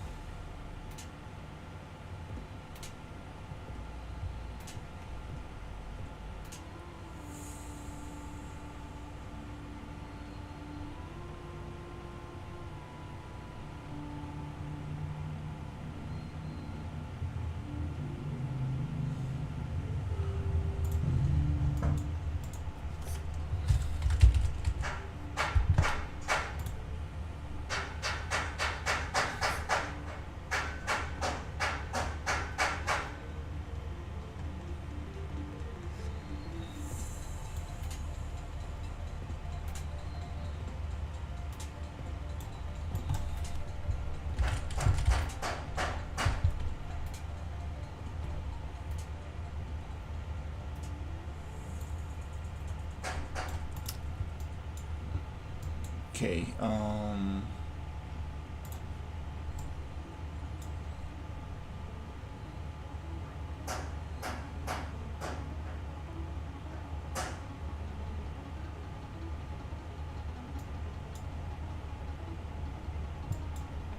Let's see.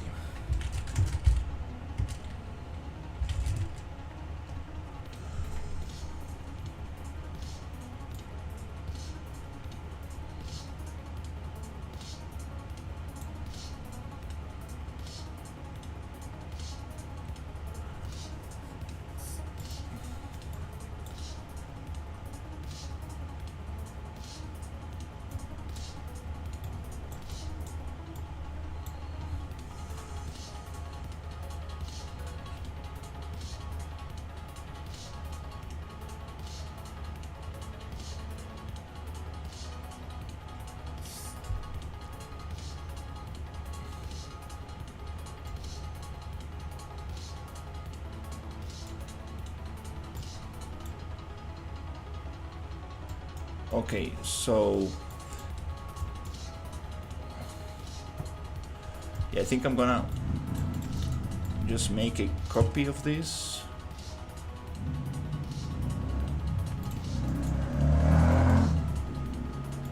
As reference.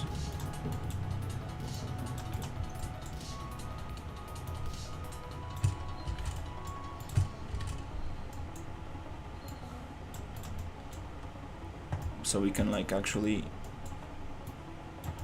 break this stuff.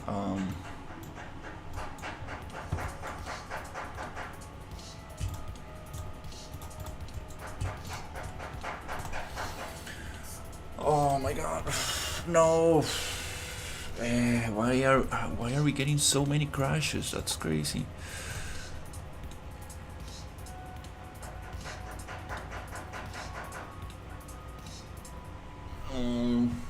Fuck.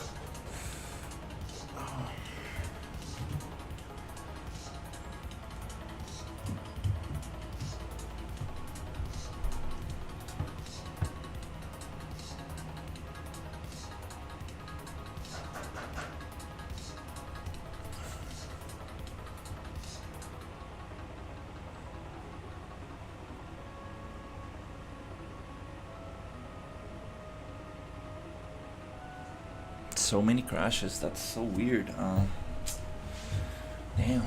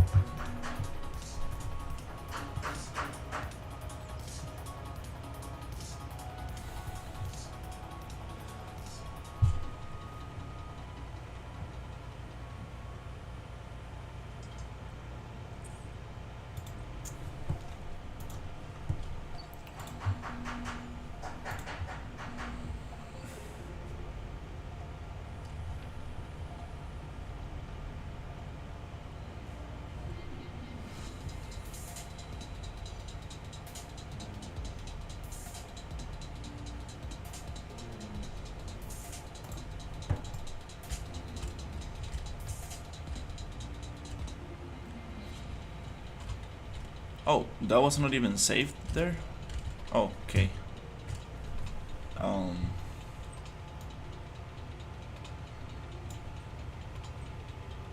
It's okay, let's just get rid of that.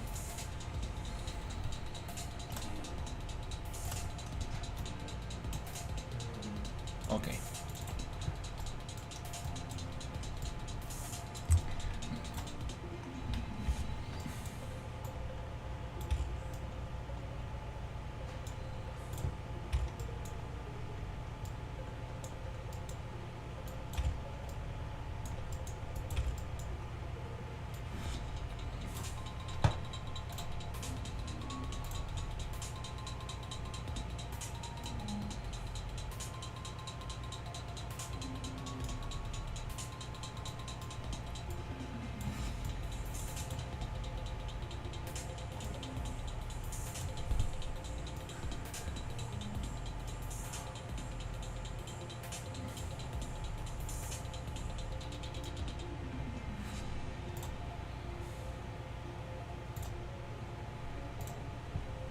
Okay, we're gonna spawn this one here.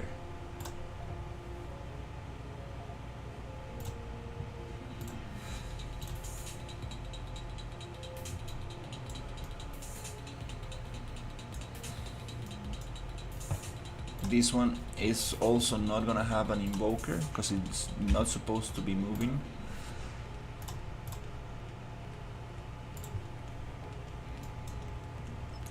And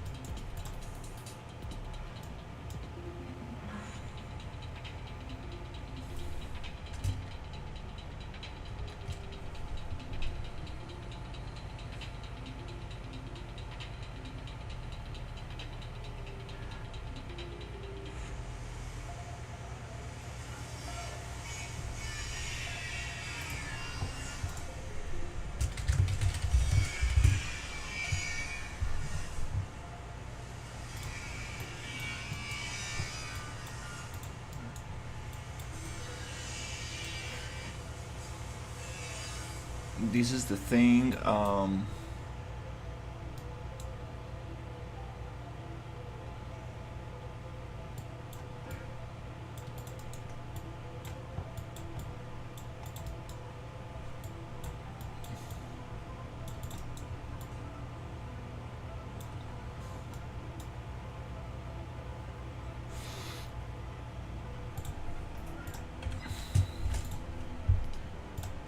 Okay, I might need a reference to this creature.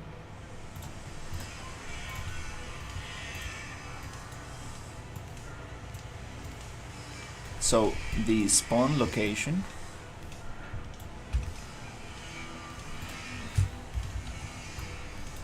is going to be the start. Oh, okay, we have it here. Okay, I wanted to start there.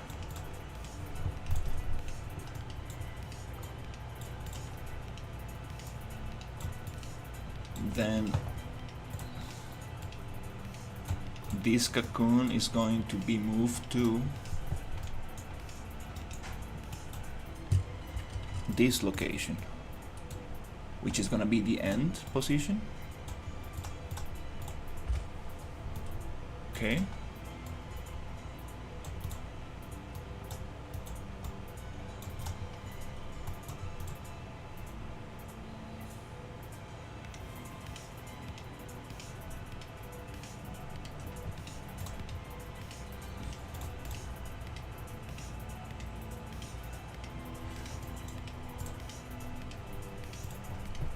The question is, how can I make it move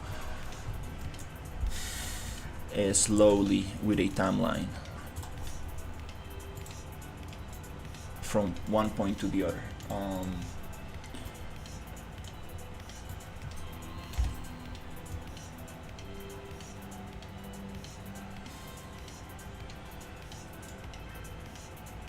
I believe we don't need that.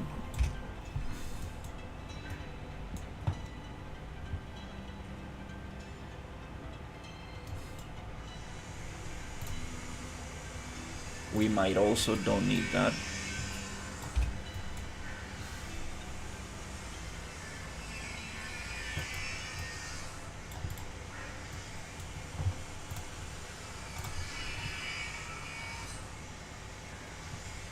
Let's actually see if this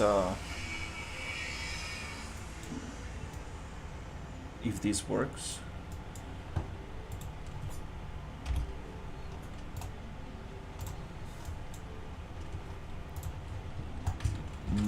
I might need to cast to it. but let's see.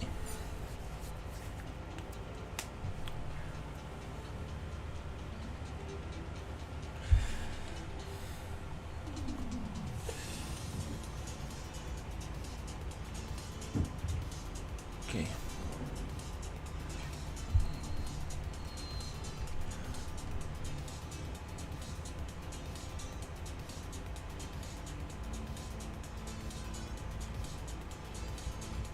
Oh, it works. Nice. That's kind of funny. Hey, what's up? What happened to your... Oh my god, what happened to... Oh, crap. Oh, it's spawning a bug. Wait. That makes sense. Wait.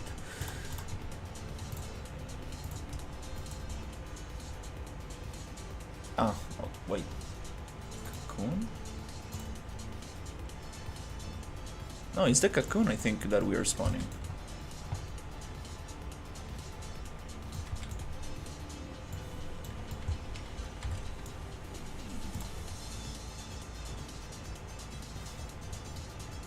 Mesh? Yeah. No, I think it's the cocoon. I just cannot really see very good here, so...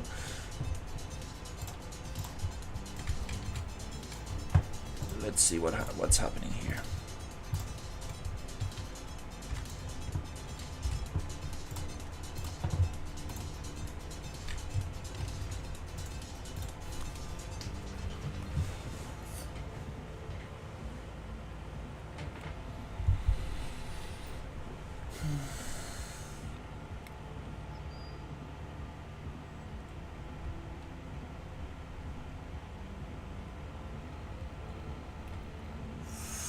Goes down.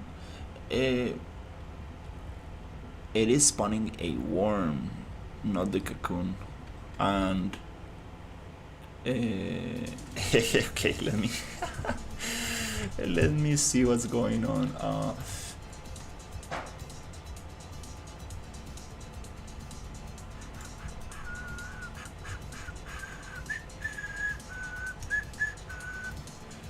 So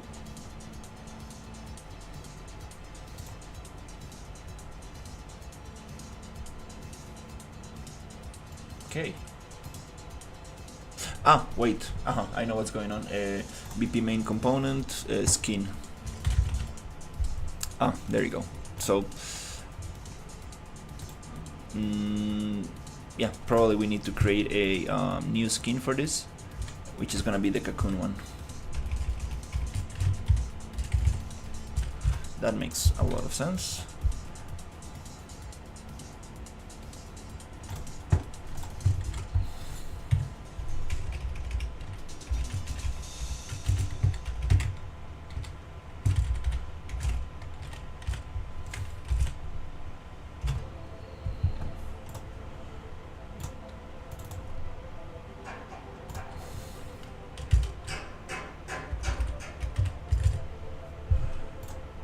Cocoon.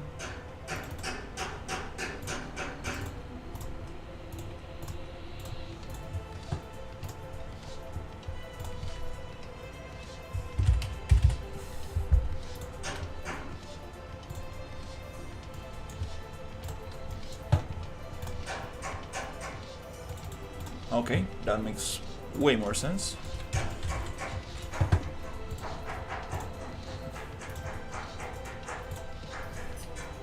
Now,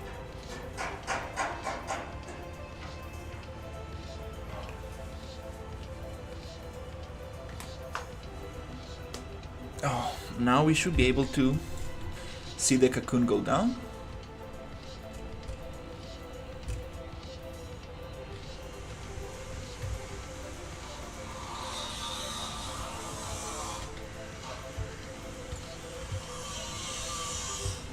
Nice. Okay, so that's working. So let me change a couple things.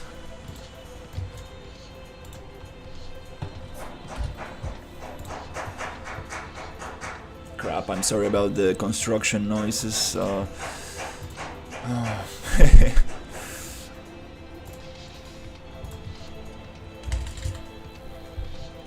Let's make it visible. in game so we actually can see what's happening.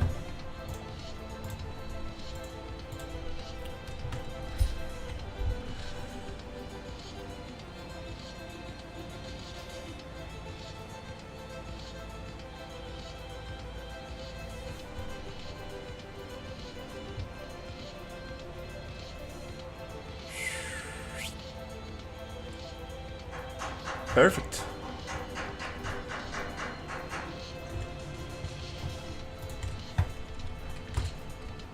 The question is, it's not actually going to the box location, it's going to another box location. It's going a little bit lower. Cause...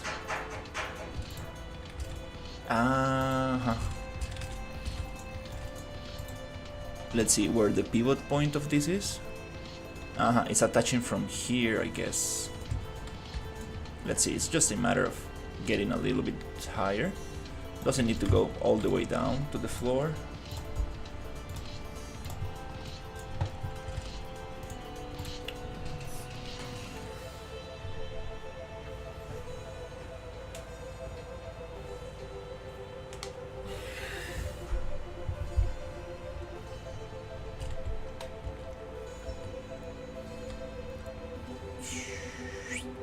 And it keeps going down to the floor.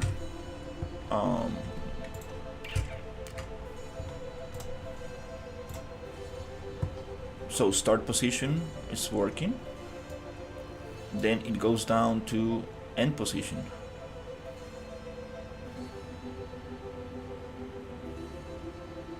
No, this is not working. The bug is just falling down. Yeah, it is just falling down. It's not actually, this logic is not working. Yeah, that's funny. It's just gravity, it's just falling down.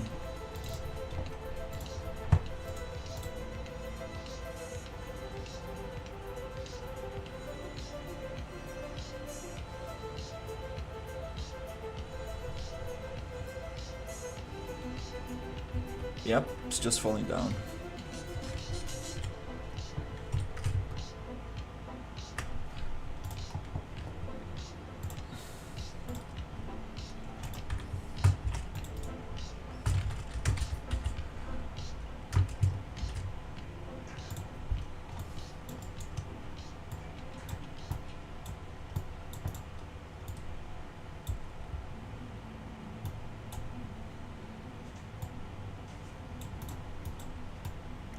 Trying to step away from cast to nodes, but let's just see if it works.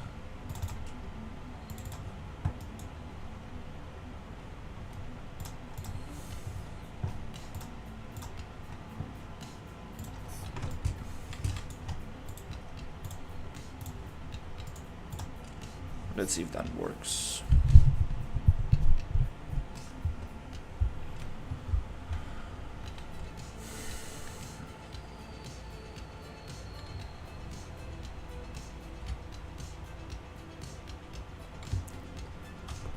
Keeps falling down.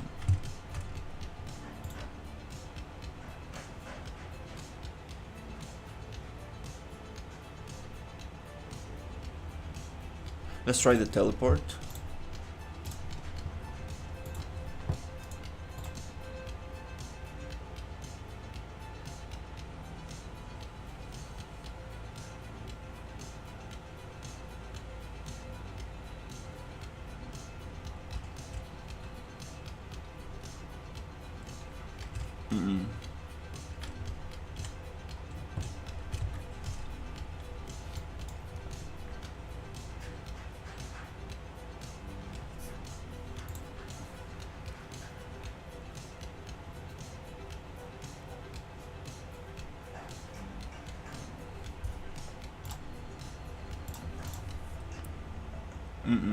No.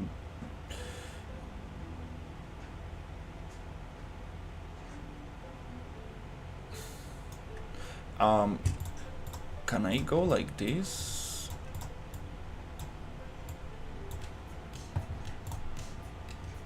So he knows that it's this thing.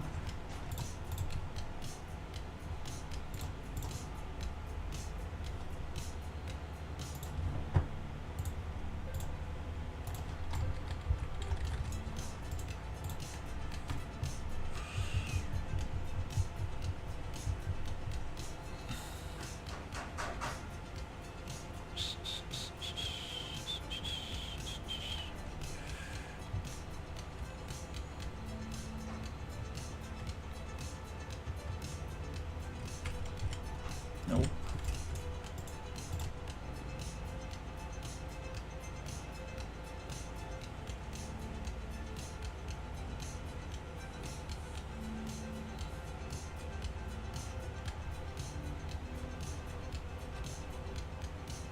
Oh, it is. It is teleporting. Nice. It actually is teleporting to the position that I needed to teleport to, but it has also gravity, so it's falling from the end position to the ground now. Instead of just going from up, it's just teleporting from the position where the cube is. So, okay, we got something there. First of all, let's see if we can take the gravity out of this thing.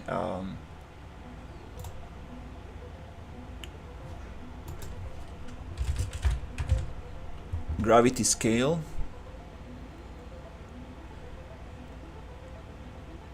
0. I mean, I hope it doesn't just go floating like a balloon. Okay.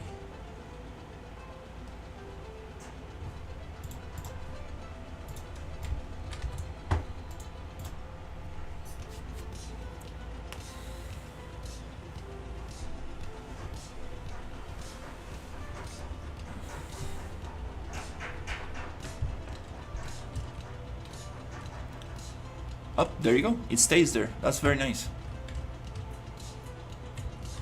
That's great. That's what I want. Stay there. Great. Okay. So we are moving forward. We are cooking something. So perfect. This is where I want the thing. End position. Go a little bit lower. Something like there. Okay. Now I need a timeline.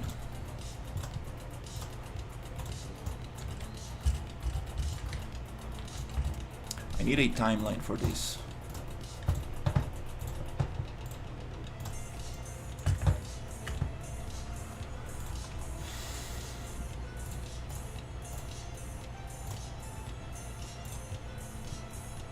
How do we get a timeline? The timeline needs to be attached to the new position. So, okay. Nice. No need to cast 2. No need this. So next thing is this. We need a timeline component, no, just timeline. Timeline.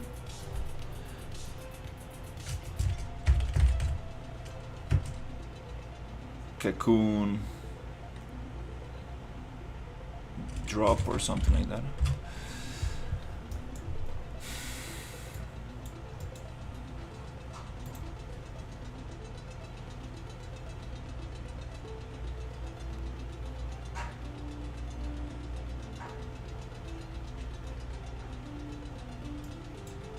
Oh, so the end position is the end position. It needs to go through play to update or finished. Maybe finished. The question here is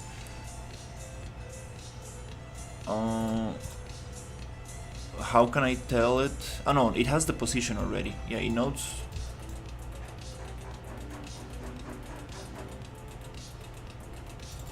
The timeline, it simply needs to be a float, not a vector, just float. That's going to go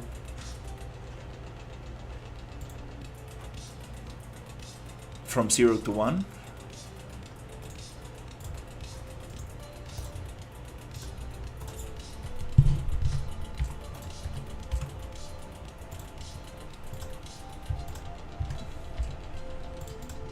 From 0 to 1. And we can also just make a little curvature there.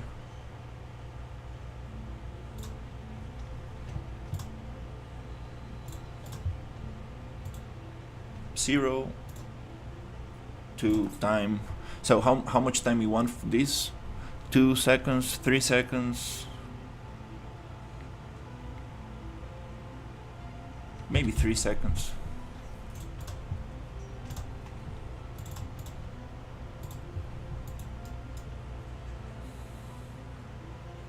Play, finished. Let's test it.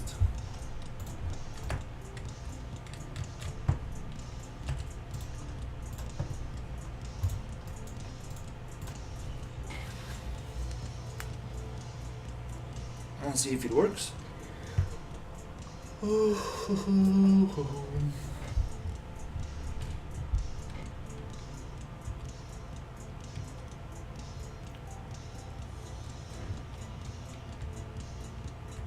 Nope.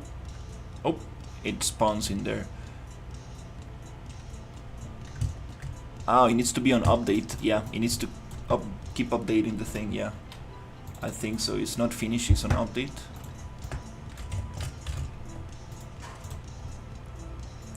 Because finish is just going to be like teleportation, but update is gonna be constantly going through the timeline. I think so.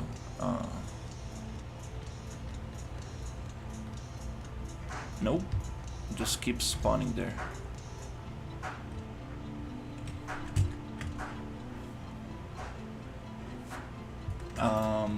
Play from start maybe?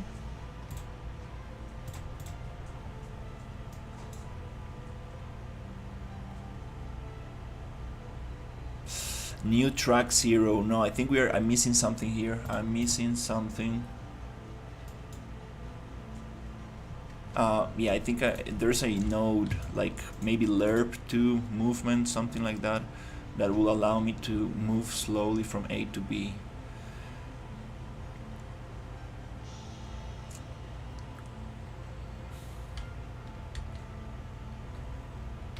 Yeah, this is not gonna do it like that.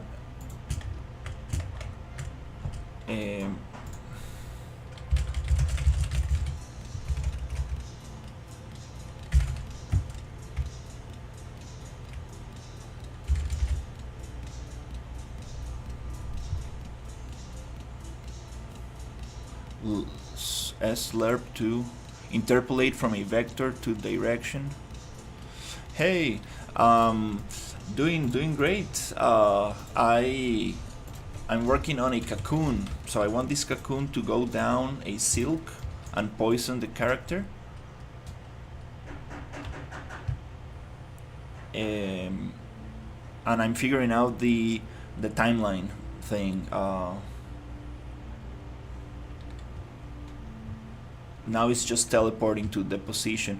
So I made this little blueprint where we have 2 boxes, and it goes from box A to box B, and I needed to go down through a timeline. And I think I need some kind of like lerp to movement or something like that. Lerp to vector direction, something like that.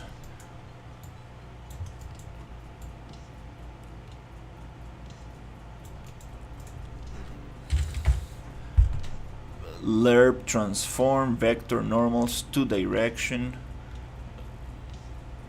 Lerp transform.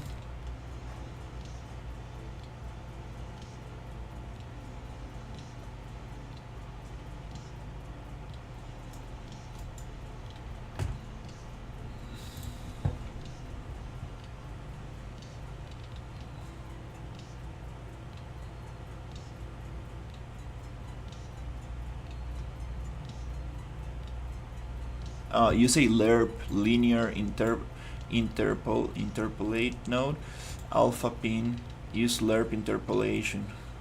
Yeah, that makes sense, just lerp. So we might not need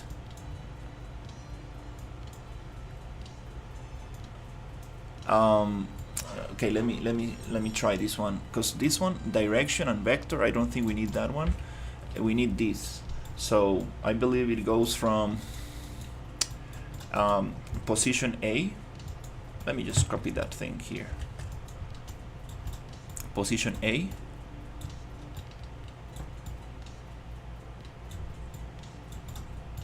to position B.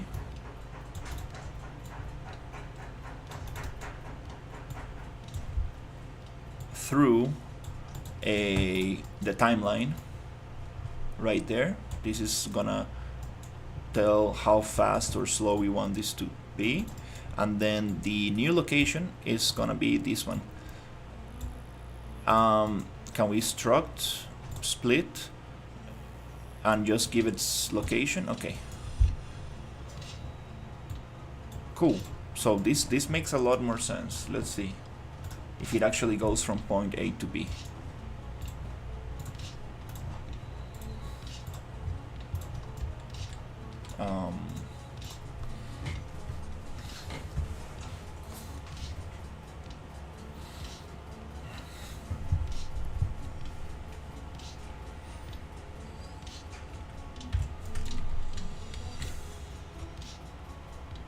Yep, it does. Hey, that's beautiful. Hey, nice. Cool.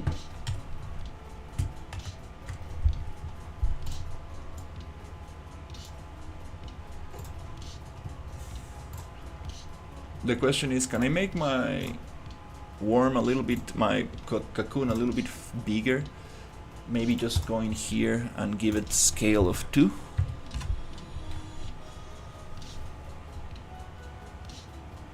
To the capsule component, or scale of everything. What should we do? Maybe scale everything from the parent? No. From capsule component. Yeah, that makes sense. So it keeps the size on everything.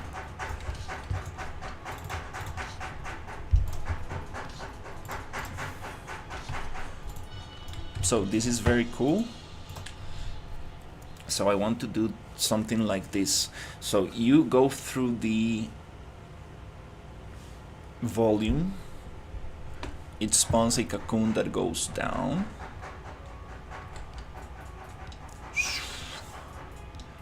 It shoots poison, and then it goes back up.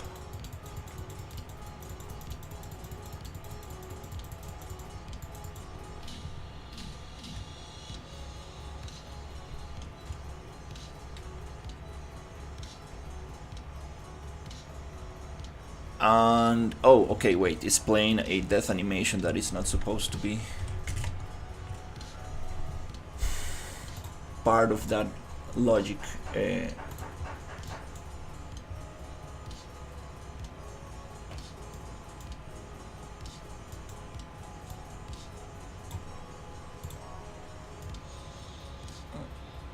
Yeah, it's not supposed to play an animation here, so I'm just gonna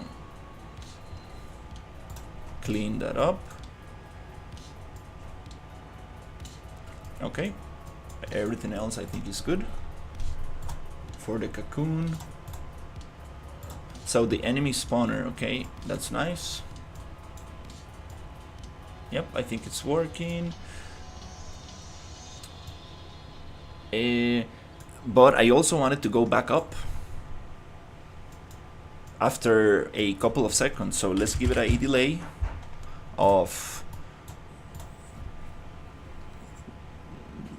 3 seconds, maybe too much.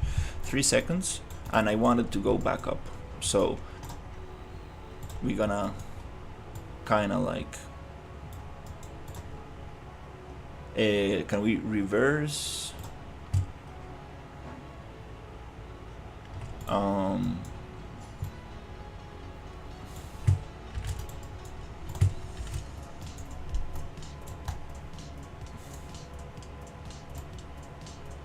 So we're gonna reverse.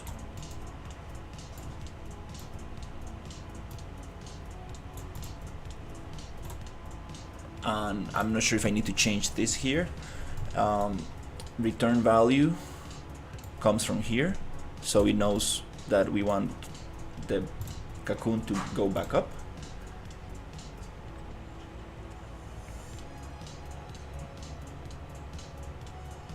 No need for this delay. Okay, I think that's kind of cool. How are we going to attach a cable to it? I'm not sure.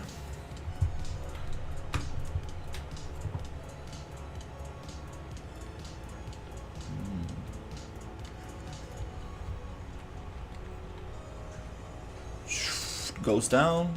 3 seconds. Goes back up. Okay. um,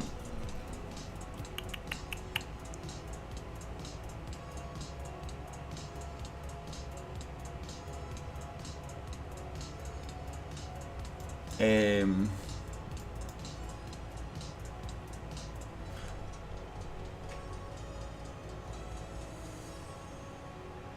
mm,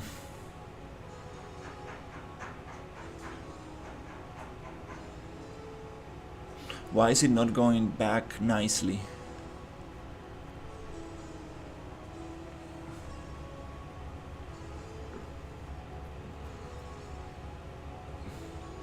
Reverse from end.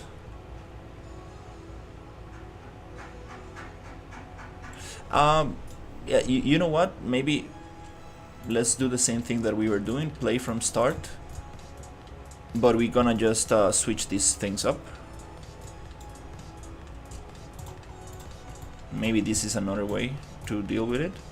We knew it was working before, so let's just copy the logic. And we're just gonna reverse position A with B. I think this should put the cocoon back up in there. Let's check it out.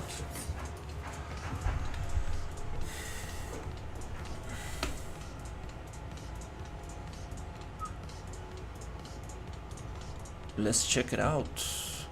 It goes down. It goes back up. Hey, that's very cool. And disappears. Oh, it keeps going back up. Oh crap. Every time I touch the thing, nope, goes back up twice. Huh, that's super strange.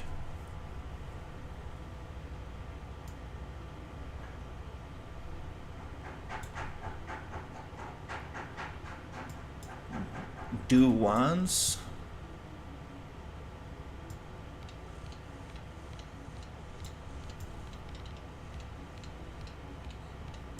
It goes back up. I had this issue again with doors also. It does it twice.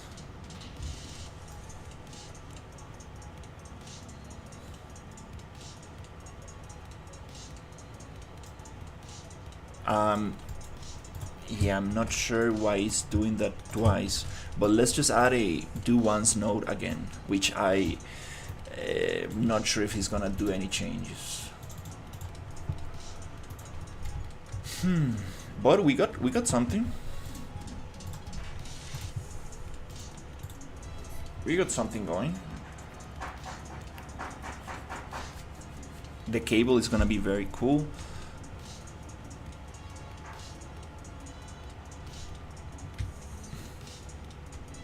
Goes down, goes back up. It doesn't go back down. I like it. Okay. If I touch the thing again, I know it's just once. We probably should keep it like that, just once. It could stay longer in the ground.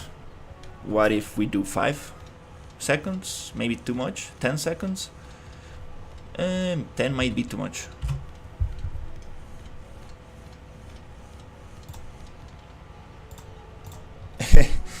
Don't worry. So yeah, that's kinda nice.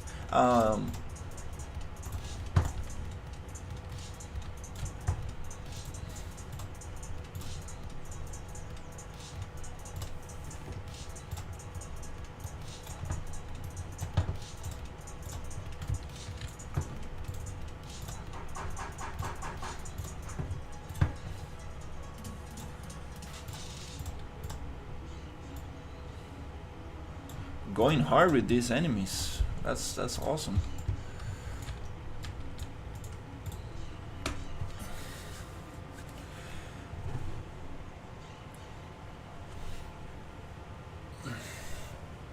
Getting a little bit A little bit hot. Hopefully we will get some rain.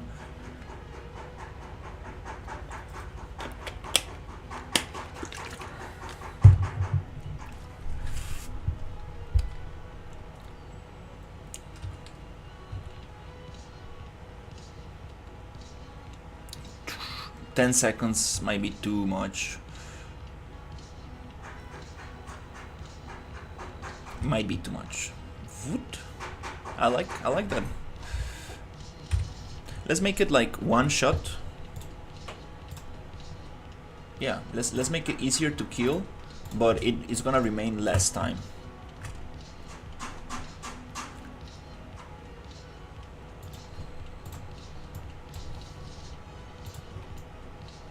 It's gonna remain less time down there.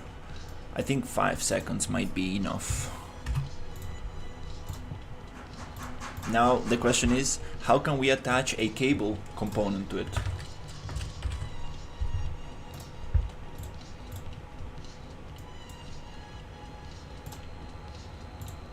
This one is gonna be pretty interesting.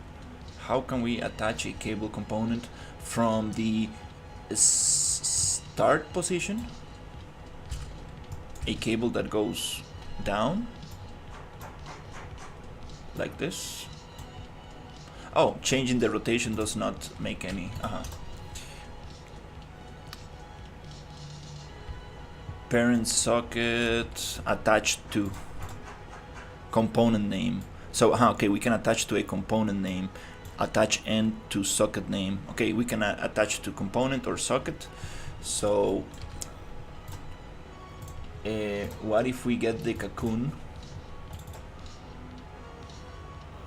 skeleton and we find the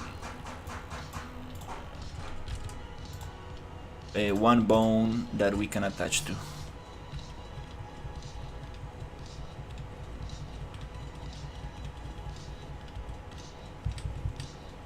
Bone 5 might be it. Is this the latest bone? Yeah, probably.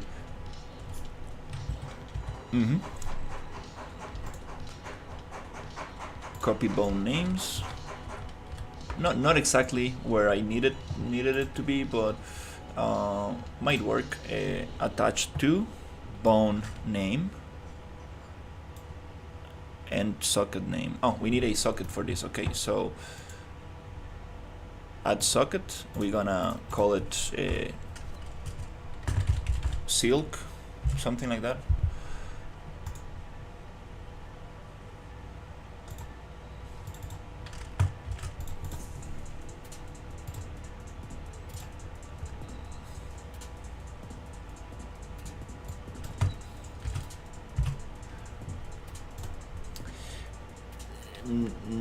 Not sure if this is gonna like pick it up.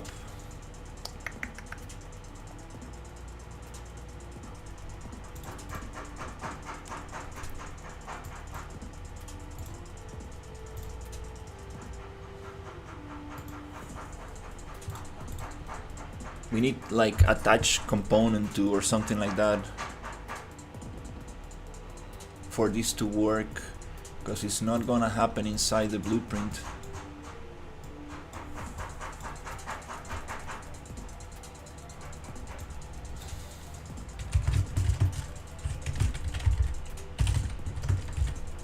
Attach actor to component. Attach component to component.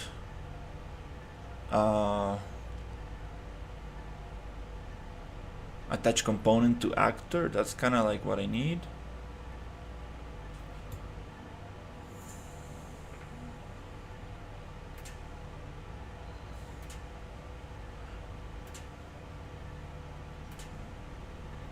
Maybe component to component.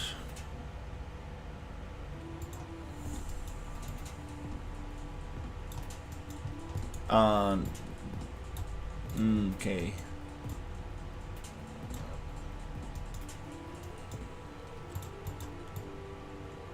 Attach component to component, maybe not.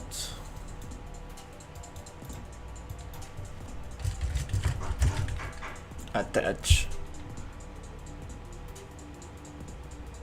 actor to component, component to component. Actor to component, I don't think this is what we need.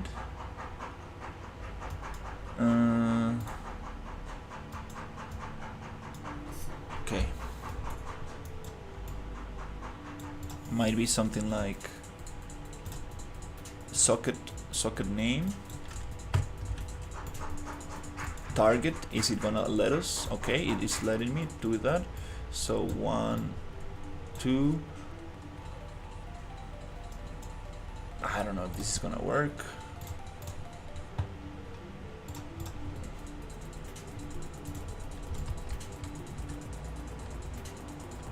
Okay, we haven't. We have the silk going down.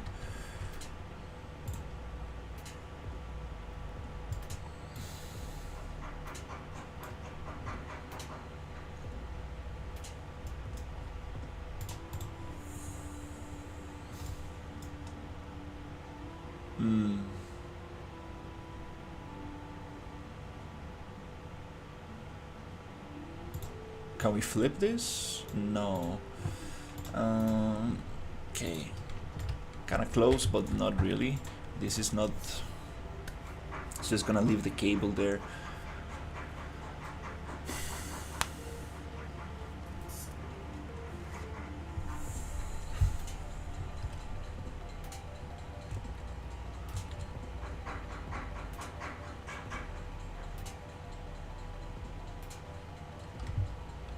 It's gonna just leave the cable there.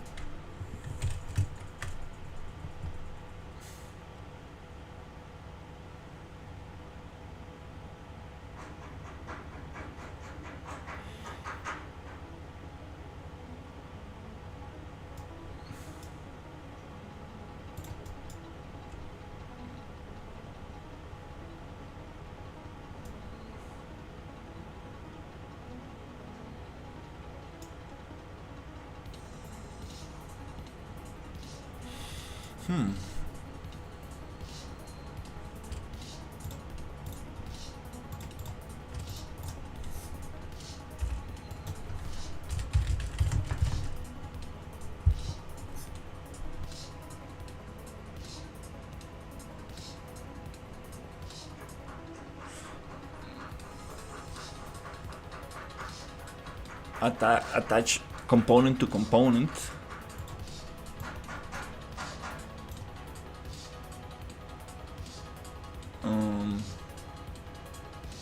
And we might need to create a component to attach to.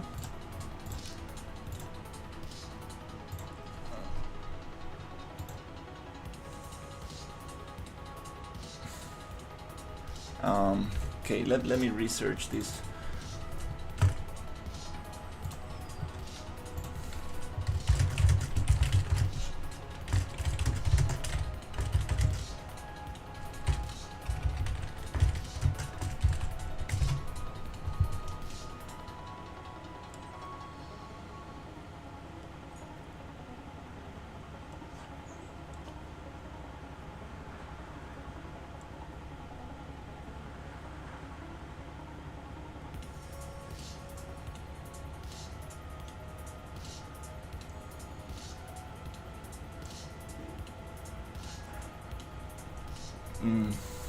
Okay.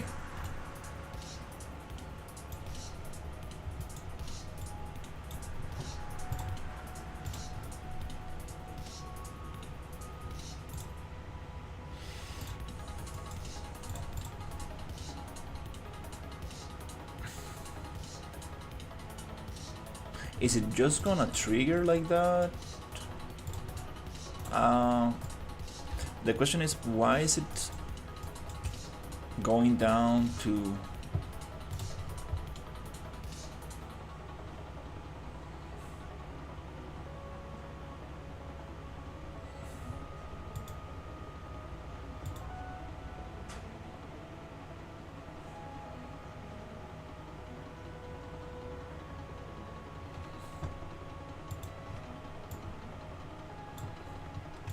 start position?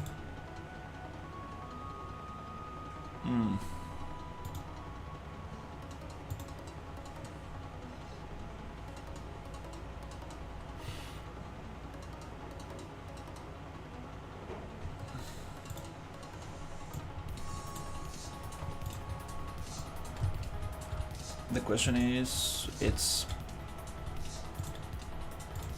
feels like it's already attaching to the end. Okay. There's the cable, but I wanted to... The end is not...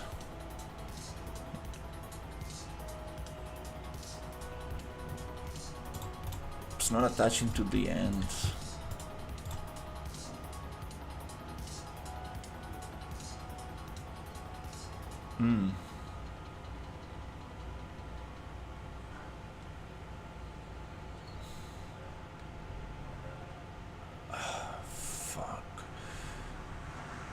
Ray tracing geometry, okay.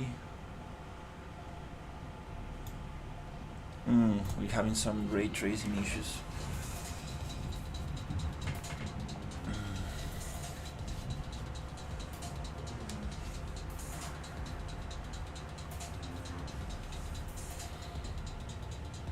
I appreciate it.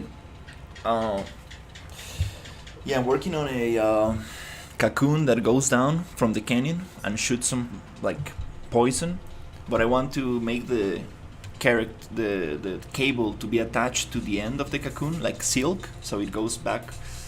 Trying to figure out how to do that.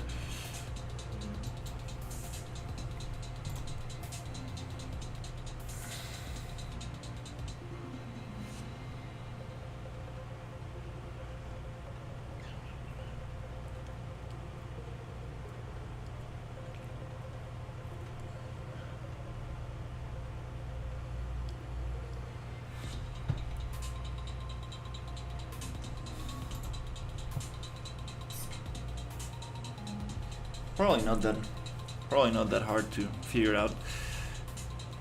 The only thing is that my enemy spawns. That might... I appreciate it. The only problem is that my character spawns when you touch the trigger volume. That's the only change from all the other tutorials that there are like actually just in the level already. So that might cause some issues with this cable to attach.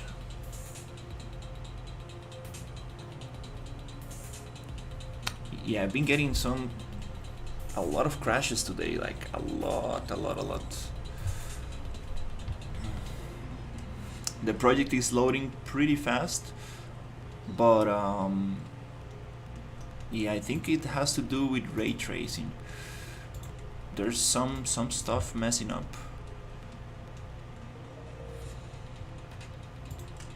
Okay.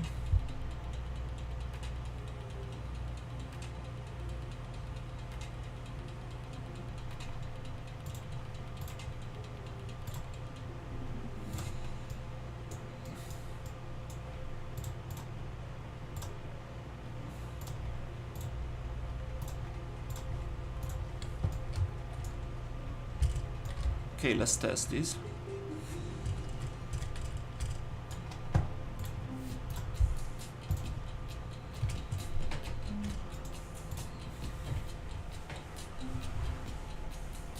I'm using the RPG engine as a base. Also the boss AI toolkit for some enemy logic. Oh shit.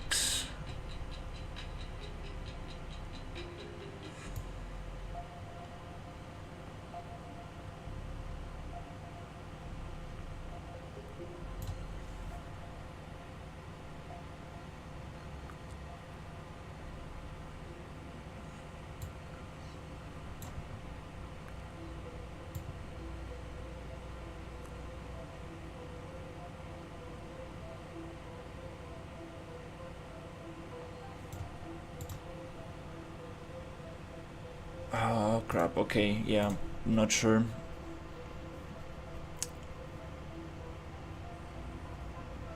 What is causing that? But something related to ray tracing. We need to figure out that error. So yeah, well, I'm gonna give it one more try. If not, I'm gonna go take a little break and see if I can continue a little bit later.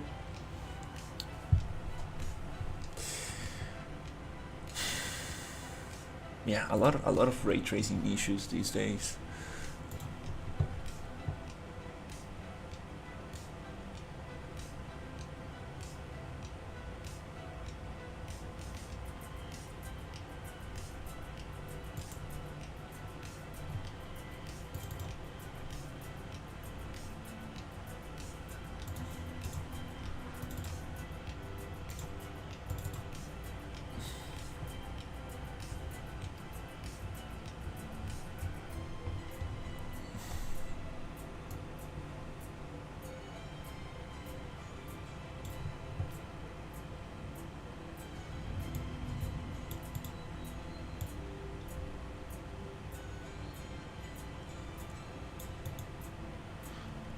Here's the error that we are getting.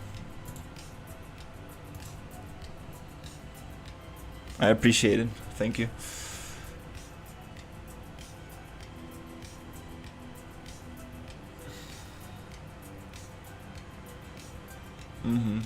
Yeah, let's give it one more try and see.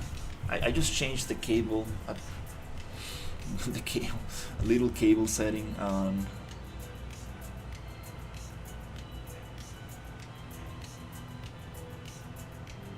Oh, I think I know what it is.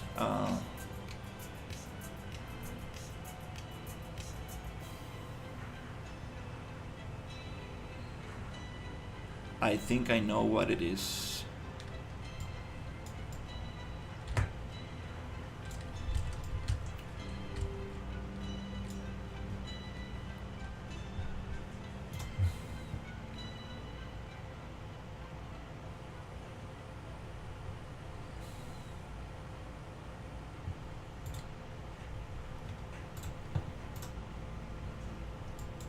It's the fact that the cable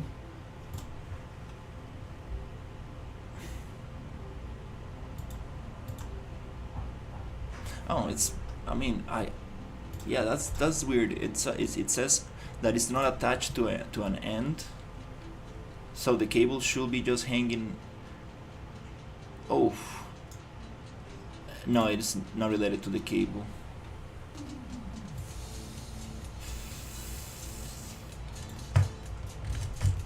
It's related to ray tracing. Maybe. Wait, I have too much stuff.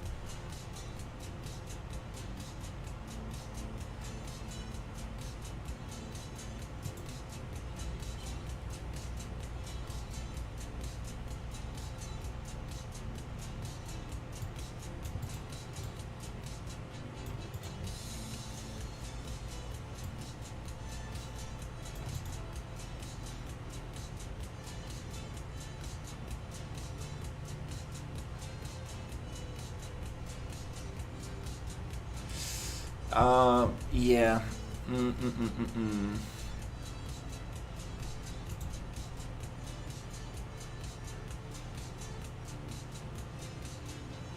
I'm working on a cocoon enemy that goes down like a silk, poisons the player, goes back up.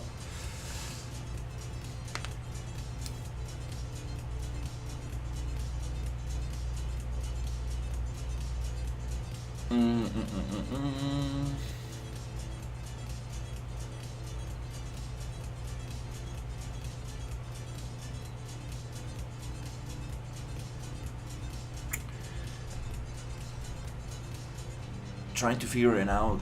Trying to figure out why I'm getting this ray tracing error if I'm not like adding anything crazy to the environment.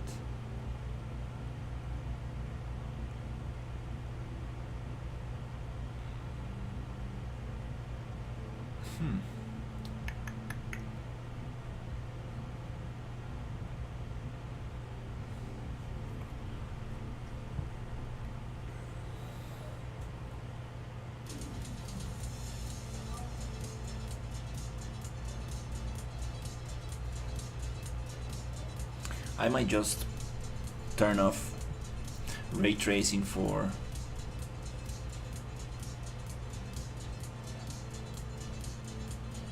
for some of the objects I got. Hmm.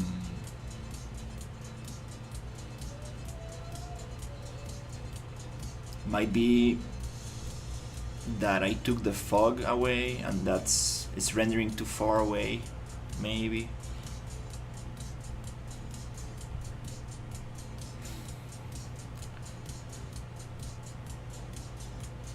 That's a new issue right there.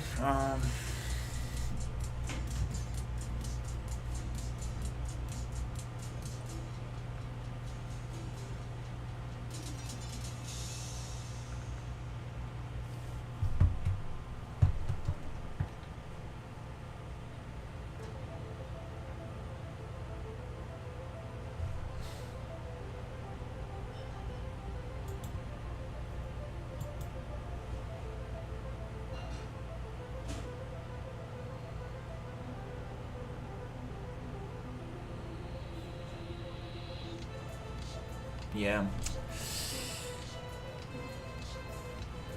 And this time it's taking way longer to load.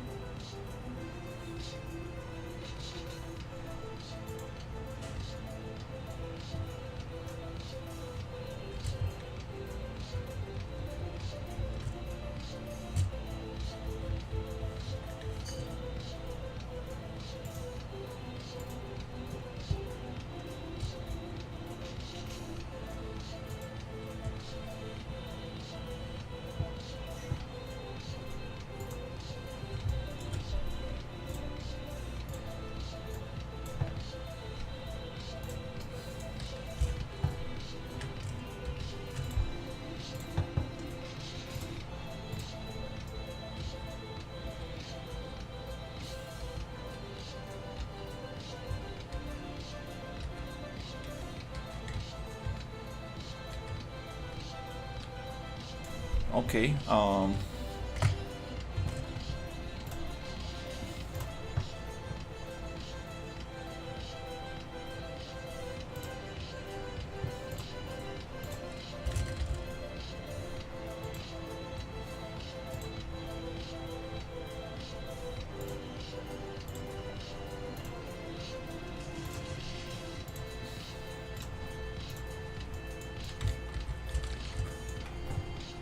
Okay, let's give it another try. Hopefully it doesn't crash.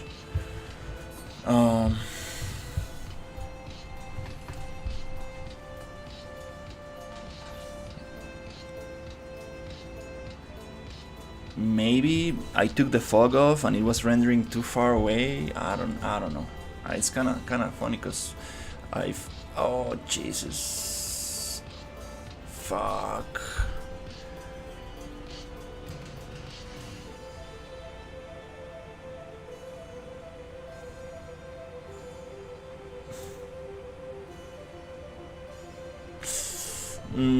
Yeah, I'll need to figure this one out before continuing. That kind of sucks. That's a very unexpected error. Yeah, that's a very problematic error.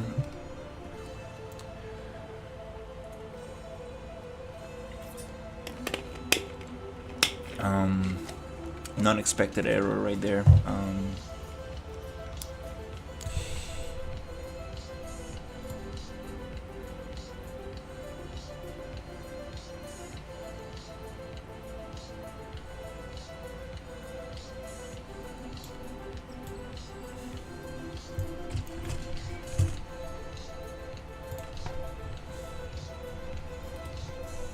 I think it's the same one.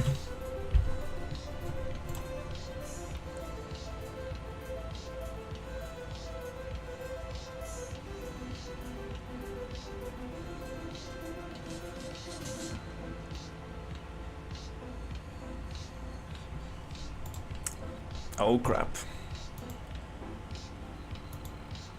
Okay, well, I will need to figure this one out.